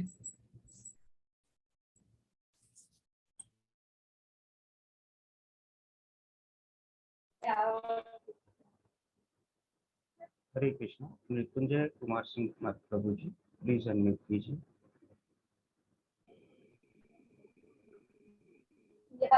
हरे कृष्ण प्रभु जी। प्रभु जी सुन पा रहे हैं? जी प्रभु जी। प्रभु जी मेरा प्रश्न ये है कि आपने कहा कि प्रमाणिक गुरु की बात आपने करी, तो प्रमाणिक गुरु क्या हो, प्रमाणिक गुरु का अर्थ क्या हो सकता है? और दूसरा कि क्या यह एक व्यक्ति विशेष होता है या कोई किताब या ग्रंथ को भी गुरु हम मान सकते हैं? हरे कृष्ण प्रभु जी। प्रभु जी हम आगे के अध्याय में देखेंगे कि किस तरीके से जो 4 परंपराएं चली आ रही हैं जो प्रामाणिक है, उसमें से इस्कॉन जो है वो गौड़िय माधव संप्रदाय में आता है। तो हम इसकी चर्चा प्रभु जी आगे आने वाले अध्याय में करेंगे और आपको चारों परंपराओं के बारे में बताएंगे। इसको अभी आप ऐसे समझ सकते हैं कि जो हमने अध्याय 1 में उदाहरण दिया था कि एक टूटी हुई तार से एक मोबाइल चार्ज नहीं हो सकती। तो अगर हमारे पास एक प्रामाणिक गुरु नहीं है तो हमें भगवत प्राप्ति नहीं हो सकती। और प्रामाणिक कौन है? जो गुरु शिष्य परंपरा से चले आ रहे हैं, अटूट श्रृंखला जो भगवान श्री कृष्ण से शुरू होकर गुरु तक रुकती है। तो प्रभु जी थोड़ा आप बने रहें, हम अगले अध्याय में इसके बारे में और चर्चा करेंगे। हरे कृष्ण। हरे कृष्ण प्रभु जी। चैट बॉक्स में तो प्रभु जी का प्रश्न है, एक अच्छे सच्चे गुरु की क्या पहचान है, कृपया मार्गदर्शन दें। जी प्रभु जी, तो सबसे बड़ी जो पहचान होती है वो यही होती है कि वो परंपरा से आ रहे हैं कि नहीं। तो जब आप गुरु की तलाश में होते हैं तो आप गुरु से बेझिझक सवाल पूछ सकते हैं कि आप कौन सी परंपरा से हैं। तो जब आप उनसे ऐसा सवाल पूछेंगे तो वो समझ जाएंगे कि आप कुछ जानते हैं। और जो गुरु परंपरा से आते हैं वही प्रामाणिक कहलाते हैं। जो परंपरा से नहीं है, जिनकी श्रृंखला बीच में टूटी हुई है और जो यह नहीं बता सकती कि वो कौन से संप्रदाय से हैं, वो प्रामाणिक गुरु नहीं माने जा सकते। जी प्रभु जी। हरे कृष्ण। प्रभु जी हरे कृष्ण। दूसरा प्रश्न प्रभु जी महेश प्रभु जी का है, आत्मा का ज्ञान ग्रहण करती है क्या? यदि हाँ तो आत्मा को शरीर की क्या आवश्यकता है? जी उसे तो सब ज्ञान पहले ही प्राप्त है। प्रभु जी, आत्मा शरीर के थ्रू ही कार्य करती है। तो दो हमारी जो शरीरें होती हैं, ये भौतिक शरीर और हमारे अंदर एक और शरीर है जिसको हम बोलते हैं, ये स्थूल शरीर है। फिर एक और शरीर है जिसमें मन बुद्धि अहंकार रहता है। तो आत्मा को ज्ञान रहता है, किंतु क्योंकि हमने भगवान से द्वेष किया इसीलिए हम यहाँ पे आ गए हैं इस मृत्यु काल में, इस धरती पे भोगने के लिए। और भोगने के लिए हमारे पास शरीर की आवश्यकता होती है। प्रभु जी जैसा आप देखते हैं कि जब हम स्वर्ग भी जाते हैं, नरक भी जाते हैं, तो वहां पे भी हमें एक सूक्ष्म शरीर मिलता है। तो शरीर के बिना ये आत्मा कार्य नहीं कर सकती। तो आत्मा को जो जो अणु आत्मा है, जो अंश है, उसे पूर्ण से मिलाने के लिए हमें शरीर के थ्रू ही भगवत धाम की प्राप्ति कर सकते हैं, क्योंकि भक्ति बिना शरीर के संभव नहीं है। प्रभु जी हरे कृष्ण। हरे कृष्ण प्रभु जी। हरे कृष्णा। लोकेंद्र लोधी प्रभु जी, प्लीज अनम्यूट कीजिए। हरे कृष्णा प्रभु जी। हरे कृष्ण प्रभु जी। प्रभु जी मेरा सवाल ये है, अगर हमें इसी लेक्चर को दोबारा सुनना है तो कैसे? प्रभु जी वो अपलोड कर दी जाएगी रिकॉर्डिंग। कल मैं नहीं कर पाया क्योंकि मेरे पास यूट्यूब की आईडी और पासवर्ड नहीं थे, वो मुझे आज मिल गए। तो हम दोनों दिन के जो क्लास है वो आज अपलोड कर देंगे प्रभु जी। जी प्रभु जी। हरे कृष्ण। हरे कृष्णा। हरे कृष्णा। अमन अग्रवाल प्रभु जी, प्लीज अनम्यूट कीजिए। हेलो। हरे कृष्ण प्रभु जी।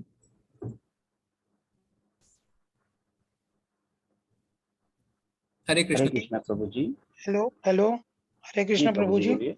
हरे कृष्ण। मुझे आपसे जैसे ये सवाल पूछना था कि आत्मा में और चेतना में क्या अंतर होता है? जी प्रभु जी आपका सवाल बहुत अच्छा है। तो जैसे एक बल्ब और उसकी रोशनी में जो अंतर है, वही एक आत्मा और चेतना में अंतर है। तो बल्ब जब जलता है तो उसकी रोशनी पूरे कमरे में फैलती है, तो पर रोशनी को हम बल्ब नहीं कह सकते। अगर आप रोशनी देखते हैं तो आप ये नहीं कह सकते कि ये बल्ब है। इसी तरह जब हमारे शरीर के अंदर आत्मा रहती है तो उससे हमारे पूरे शरीर में चेतना फैलती है, किंतु उस चेतना को आप ये नहीं कह सकते कि वो आत्मा है ना प्रभु जी। तो ये फर्क है आत्मा और चेतना। तो आत्मा की वजह से चेतना फैलती है शरीर में? जी प्रभु जी, चेतना ठीक है। आत्मा का एक गुण है। अच्छा, तो आत्मा होती है तो चेतना पूरे शरीर में फैल जाती है? जी प्रभु जी। ठीक है प्रभु जी। हरे कृष्णा। हरे कृष्ण प्रभु जी। हरे कृष्णा। भारती श्रीवास्तव माता जी, प्लीज अनम्यूट कीजिए।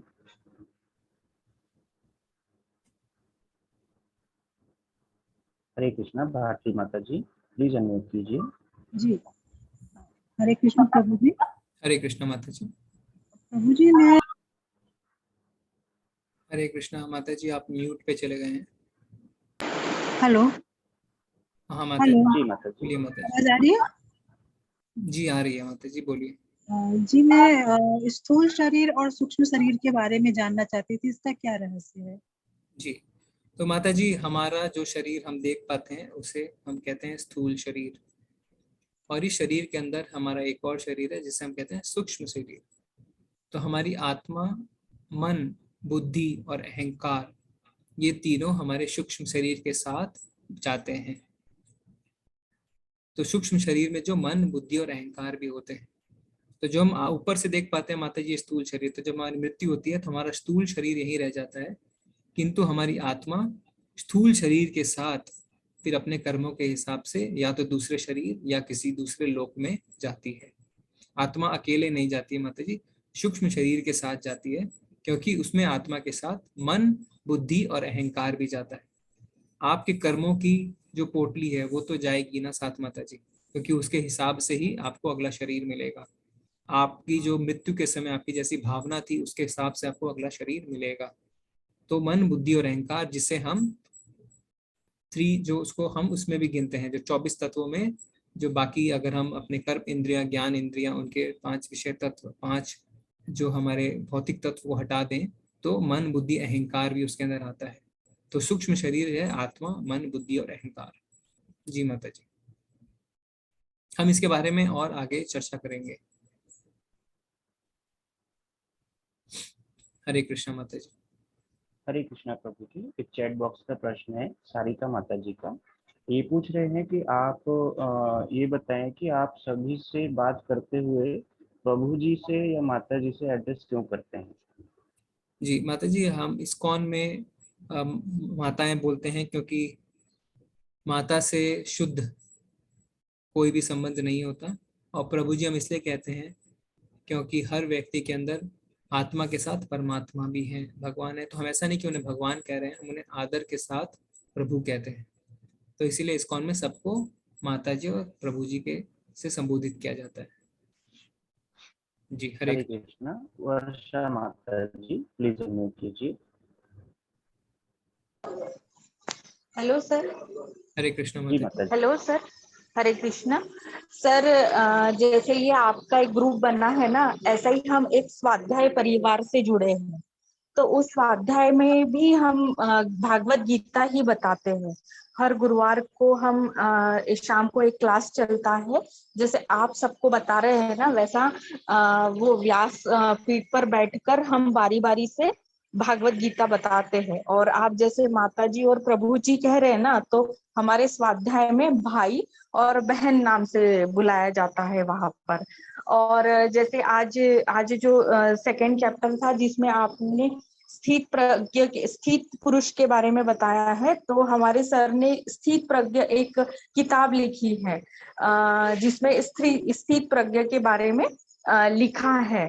और तो मैं आपको ये सब बताना चाह रही थी। और मैंने भागवत गीता पढ़ी है, ऐसे ही सुना है मैंने, मतलब पढ़ा बुक में भी पढ़ने से ज्यादा मुझे ऐसा सुन के ज्यादा समझ में आया है।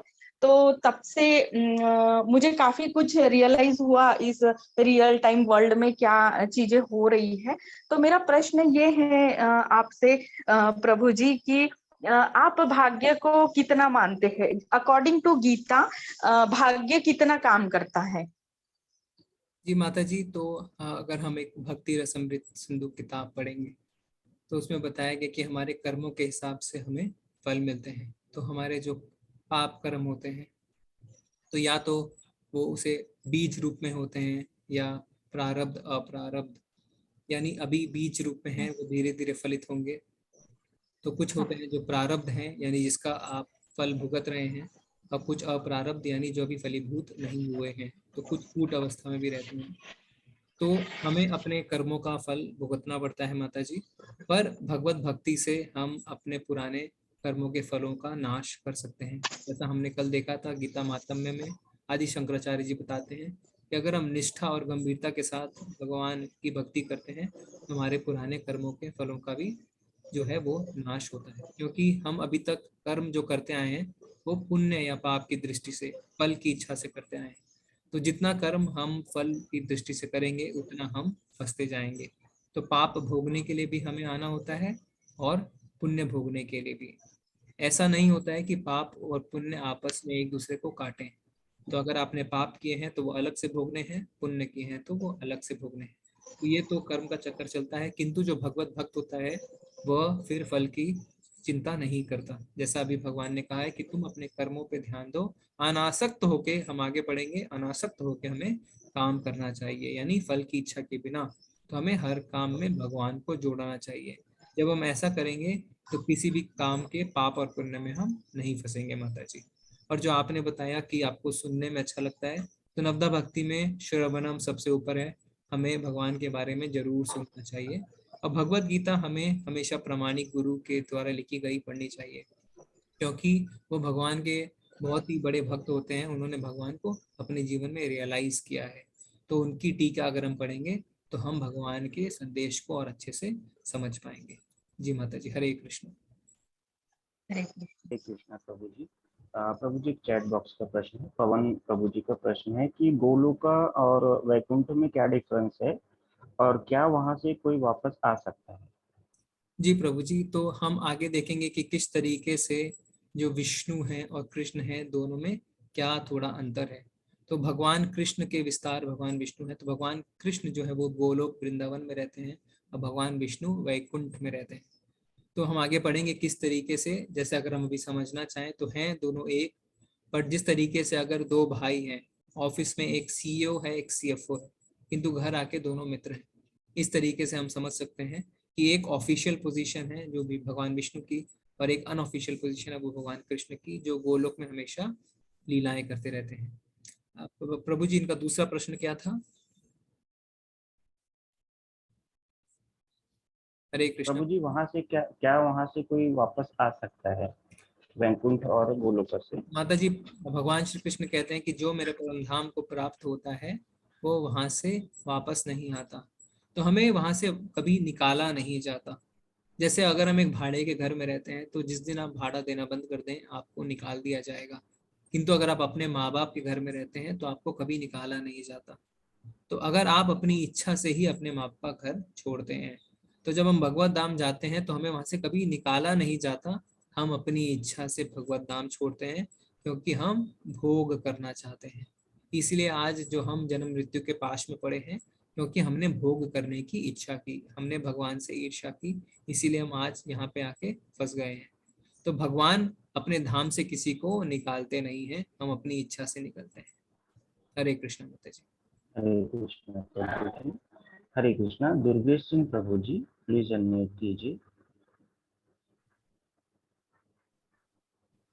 हरे कृष्णा। दुर्गेश सिंह प्रभु जी प्लीज अनम्यूट कीजिए।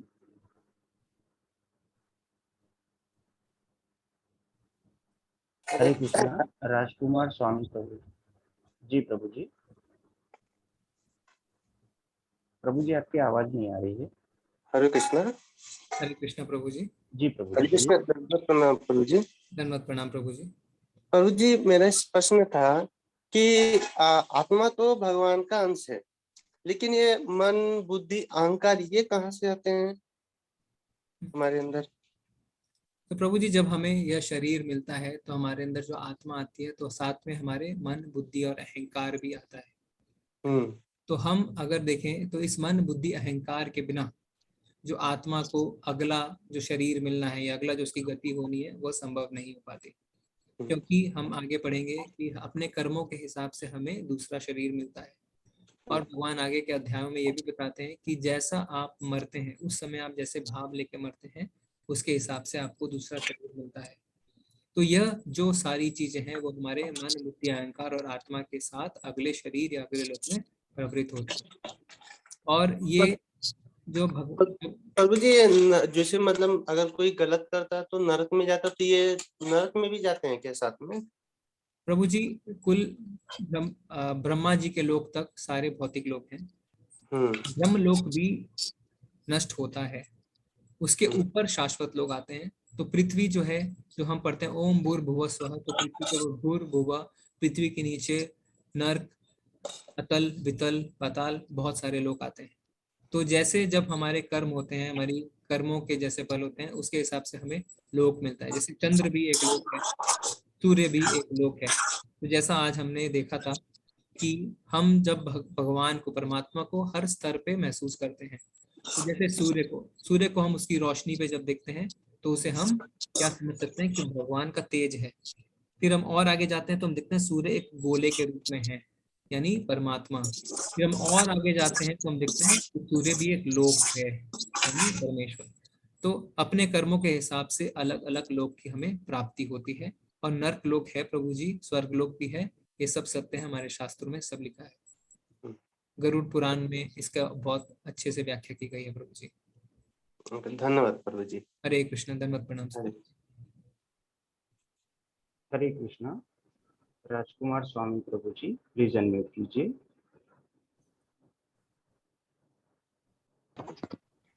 प्रभु जी हरे कृष्णा। हरे कृष्णा प्रभु जी। प्रभु जी वो कैसे कहते हैं ना कि भगवान हम करते हैं जो भगवान ही करवाते हैं। जी जी जी। तो फिर भगवान हमको पाप क्यों करवाते हैं खुद ही? जी प्रभु जी, आपने बहुत अच्छा प्रश्न पूछा। ये हम सबके मन में ये क्वेश्चन जरूर आता है। हमने कहीं ना कहीं सुन रखा है कि जो होता है भगवान की इच्छा से होता है, हमें सब भगवान करवाते हैं। तो इसको हमें ऐसा समझना है कि भगवान ने हमें एक सूक्ष्म स्वतंत्रता दे रखी है, लिटिल इंडिपेंडेंस। जैसे कि अभी रात के 10:30 बज रहे हैं, पर आप सब यहाँ पे प्रश्न उत्तर को सुन रहे हैं।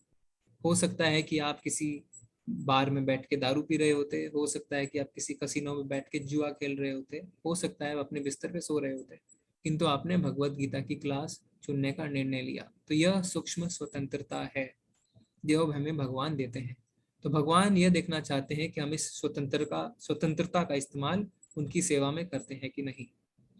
तो पूरी तरीके से हमें भगवान ने बांधा नहीं हुआ। ऐसा क्यों है? क्योंकि भगवान हमारे साथ जबरदस्ती नहीं करते, भगवान हमारे प्रेम चाहते हैं। तो जब हम स्वतः अपनी इस सूक्ष्म स्वतंत्रता का इस्तेमाल करके भगवान की सेवा करके प्रेम प्राप्त करते हैं तो फिर भगवान हमें अपने धाम बुलाते हैं। हमारे अंदर दो आत्माएं होती है, एक जीव आत्मा, एक परमात्मा, यानी हमारी खुद की आत्मा और एक परमात्मा। तो परमात्मा हमारे अंदर साक्षी बन के बैठे रहते हैं, हम जो भी करते हैं भगवान उसको देखते रहते हैं। तो यह सोचना गलत है कि अगर हम गलत काम कर रहे हैं तो भगवान हमसे गलत काम करवा रहे हैं। इसको और एक उदाहरण से अगर हम सोचें कि भगवान ने जहर बनाया तो क्या आप जहर खा लेते हैं? आप जहर क्यों नहीं खाते? तो क्योंकि आपको एक स्वतंत्रता मिली हुई है, आप जानते हैं कि आप क्या करना है, आपको नहीं करना। अगर सब कुछ ही भगवान करवाते, आपका कोई कंट्रोल नहीं होता, तो आप तो जहर भी खा सकते थे, पर आप ऐसा नहीं करते हैं।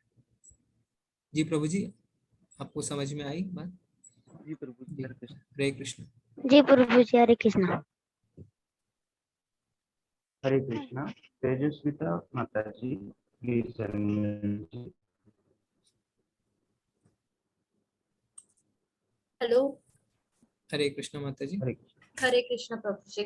मुझे महाभारत और भगवत गीता में क्या डिफरेंस है वो जानना था। जी, भगवत गीता महाभारत का अंश है माता जी, उसमें 18 पर्व हैं, तो उसमें से भीष्म पर्व का हिस्सा है भगवत गीता।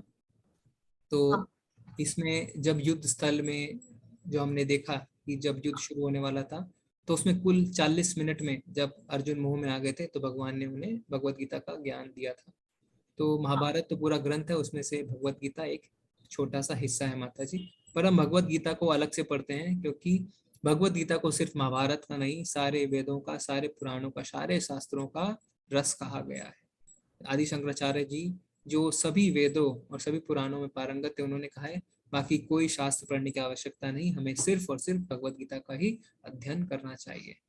जी माता जी, हरे कृष्ण। हरे कृष्ण प्रभु जी। हरे 2-3 मिनट और है, अनुभव 2-3 क्वेश्चन और जी प्रभु जी। जी जी प्रभु जी। अनुभव प्रभु जी, प्लीज अनम्यूट कीजिए।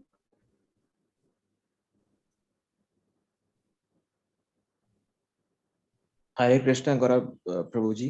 हरे कृष्ण प्रभु जी। प्रभु जी, जैसे कि हम लोग जैसे टीका लगाते हैं जनरली ऑरेंज कलर का होता है, आपका टीका लाइक जनरली व्हाइट होता है, जो हरे कृष्णा का या इस्कॉन के जितने भी प्रभु होते हैं। तो इसमें और हम लोग में क्या लाइक जो नॉर्मल टीका होता है उसमें और इसमें क्या डिफरेंस होता है? और लाइक ये थोड़ा डिफरेंट डिजाइन का होता है कि ये मेडिटेशन में हेल्प करता है या फिर किस तरह से ये हेल्प करता है? सर प्रभु जी, मुझे इसके बारे में जाननी थी। क्या हम लोग ऐसे नॉर्मल लाइफ में फॉलो कर सकते हैं ये वाले टीका को या नहीं कर सकते हैं?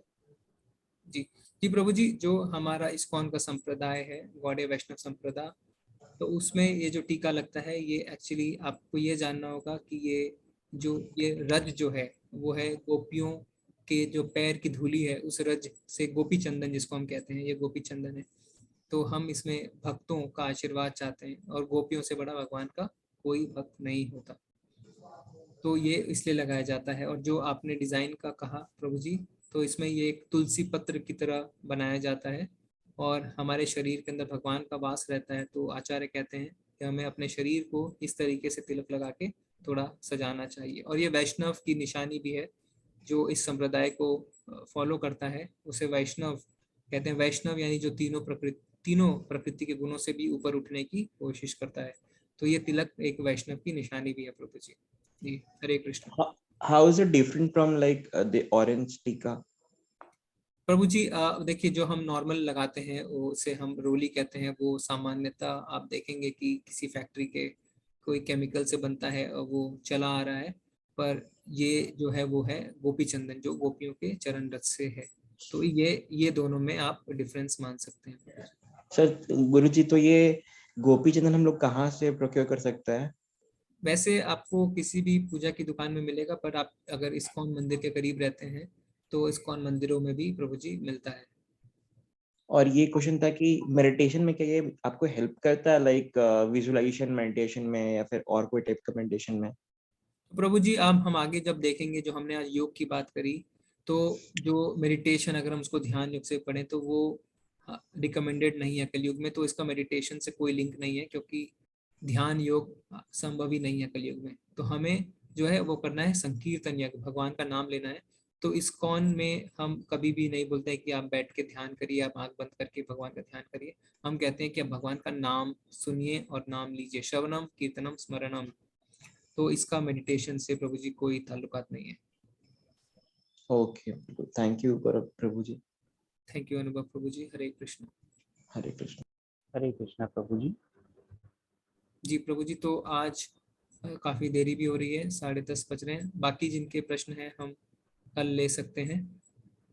प्रभु जी छोटा सा ये जो इसको बताना था, जैसे माता जी का प्रश्न था कि क्विज करना कंपलसरी है क्या? जी माता जी, क्विज करना कंपलसरी है अगर आप आगे इस यात्रा को जारी रखना चाहते हैं।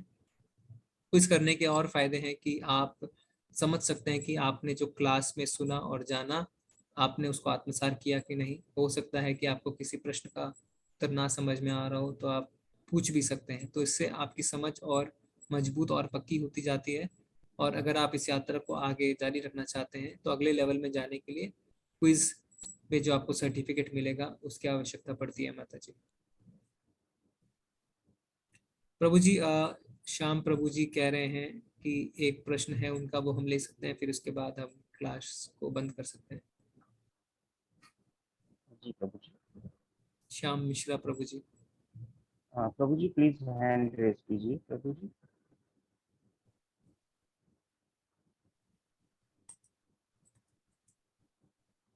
प्रभु जी श्याम मिश्रा प्रभु जी, अपने आप को अनम्यूट करिए, आपके पास। जी प्रभु जी। हरे कृष्णा प्रभु जी।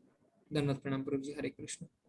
प्रभु जी, मैं बताना चाहता हूँ कि मैं इस्कॉन टेम्पल से जुड़ा हूँ केन्या में लगभग 10 साल से, और सभी भक्तों को जो भी इसमें ज्वाइन किए हैं मेरी तरफ से हरे कृष्णा। प्रभु जी, मेरा प्रश्न है कि जो जैसे भगवत गीता है, श्री भगवत गीता है, या जैसे ऐसे भी हमारे जितने ऋषि मुनि ने, शंकराचार्य जी, जिसने भी जो भी ग्रंथ रचित किया है और प्रमाणिक है, और जिसपे हमारा पूरा हिंदू मतलब रिलीजियन धर्म चलता है, शास्त्र पुराण जो भी है वो, और एक तरफ फिर भाव शब्द जो है, इसको हम कैसे समझ सकते हैं? जी प्रभु जी। प्रभु जी बहुत बहुत धन्यवाद, आपने बताया हमें कि आप केन्या में हैं और वहाँ पे इस्कॉन से जुड़े हैं। तो इस तरीके से बहुत प्रभु जी और माताएं पूरे विश्व भर में इस्कॉन से जुड़े रहते हैं। तो प्रभु जी धन्यवाद, प्रणाम आपको। तो आपने जो कहा कि भाव और शास्त्र, तो इसमें जो भक्ति की शुरुआत होती है वो भक्ति रसामृत सिंधु में जो प्रभुपाद जी ने एक टीका लिखा है, उसमें बताया है कि हमारी भक्ति की शुरुआत होती है वैदी भक्ति से, यानी साधन से। तो हम नियमों का पालन करना शुरू करते हैं। हम सवेरे 4:30 बजे मंगल आरती करते हैं, भगवान की मालाएं करते हैं, भगवान का नाम लेते हैं, हरि नाम संकीर्तन करते हैं। शुरू में हमें इसमें रस नहीं आता, हमें यह बोझ लगता है, किंतु हम इसे गुरु की आज्ञा मानकर इसका पालन करते हैं। पर जब हम धीरे धीरे ऐसा करना शुरू करते हैं और नियम से करते हैं तो हमें धीरे धीरे भगवान की भक्ति में रस आना शुरू होता है। और वो रस बहुत प्रकार के हो सकते हैं, जैसे दास्य रस, साख्य रस, वात्सल्य रस। जिस रस से हम भगवान से जुड़ना चाहते हैं हम जुड़ सकते हैं। जैसे सुदामा साख्य रस में भगवान के मित्र की तरह उनसे जुड़ा। दास्य रस, जैसे हनुमान जी दास की तरह भगवान से जुड़े। वात्सल्य रस, जैसे देवकी और यशोदा मैया पुत्र के रस से भगवान से जुड़े। इसी तरीके से हम किसी भी रस से भगवान से आगे जुड़ सकते हैं और हमें धीरे धीरे भगवान की प्रेमा भक्ति का अनुभव होता है। तो जब ये भक्ति हमारी आगे बढ़ती है, तो जब हम भाव बोल रहे हैं, जो हमारे भाव आते हैं, अब अगर हम इसे नॉर्मल अपनी लाइफ में देखें तो इंडिया में बहुत लोग जाते हैं मंदिर, बहुत लोग टेम्पल जाते हैं, किंतु उन्हें शास्त्रों के बारे में ज़्यादा जानकारी नहीं। वो टीवी पे सीरियल्स देखते हैं और उसके हिसाब से शास्त्रों का अनुमान लगाते हैं। तो भाव उनके अंदर भी होते हैं, किंतु प्रभु जी भाव ऊपर नीचे होते रहते हैं। आज किसी ने कुछ कह दिया तो आपके भाव वैसे हो गए, कल किसी ने कुछ कह दिया तो आपके भाव वैसे हो गए। किंतु जब आप शास्त्र पढ़ते हैं और आपको पता चलता है कि आपके शास्त्रों में क्या लिखा है, तो आपकी भक्ति दृढ़ होती है, क्योंकि आप उसे फिर बुद्धि से स्वीकारते हैं। तो जब तक आप बुद्धि से अपनी भक्ति को दृढ़ नहीं करेंगे, यानी ज्ञान से आप अपनी भक्ति को दृढ़ नहीं करेंगे, तब तक आपके भाव ऊपर नीचे होते रहेंगे। तो भक्ति को दृढ़ करने के लिए हमें बुद्धि की आवश्यकता है, और बुद्धि हम तभी यूज कर सकते हैं जब हम शास्त्रों को पढ़ें और हमें भगवान का ज्ञान मिले। जी प्रभु जी, आशा है कि आपको जवाब मिला। हरे कृष्ण। प्रभु जी, मैं बहुत सेटिस्फाइड हूँ आपके जवाब से। मेरे अंदर एक प्रश्न और उठा है, वो मैं कल पूछूंगा, अभी क्योंकि समापन का टाइम हो गया है। इसी पर आधारित है, तो मैं कल हो सकता है आपको पूछूं, याद रहेगा। धन्यवाद, बहुत बहुत। हरे कृष्णा। धन्यवाद, प्रणाम प्रभु जी। हरे कृष्ण। हरे कृष्णा प्रभु जी। प्रभु जी पीएन महाता प्रभु जी हैं, को-होस्ट हैं, कुछ शायद बोलना चाहते जी हैं। प्रभु जी, पीएन मेहता। हरे कृष्णा प्रभु जी, दंडवत प्रणाम। हरे कृष्ण प्रभु जी, धन्यवाद प्रणाम प्रभु जी। धन्यवाद प्रणाम प्रभु जी। हरे कृष्णा। हरे कृष्णा। मेहता प्रभु जी हमारे सहपाठी हैं, हमारे साथ इस्कॉन में। सहपाठी था प्रभु जी आपका। हरे कृष्णा प्रभु जी। बहुत अच्छा लगा प्रभु जी। हरे कृष्ण। हरे कृष्णा प्रभु जी, धन्यवाद। तो हम अभी जैसे आप सब हमारे साथ लेवल 1 में जुड़े हैं, तो मेहता प्रभु जी, मैं, हम सब प्राय 1-1.5 साल पहले इस्कॉन से जुड़े, और इसी तरीके से लेवल 1 करके हमने अपनी यात्रा जारी रखी। तो अब हम आगे लेवल 2, लेवल 3, लेवल 4 में आगे बढ़ रहे हैं। तो आप सभी बने रहें और भक्ति के मार्ग में आगे बढ़ते रहें, और इसी तरीके से अपनी यात्रा जारी रखें। तो आप सबको हरे कृष्णा। हम अब वैष्णव प्रणाम मंत्र करके आज की क्लास क्लोज करेंगे। वांछा कल्पतरुभ्यश्च कृपा सिंधु एव च पतितनां पावनेभ्यो वैष्णवेभ्यो नमो नमः। अनंत कोटि वैष्णव वृंद की जय। शील प्रभुपाद की जय। हरे कृष्णा। कल मिलते हैं। हरे कृष्णा प्रभु जी। हरे कृष्णा सभी को। हरे कृष्ण।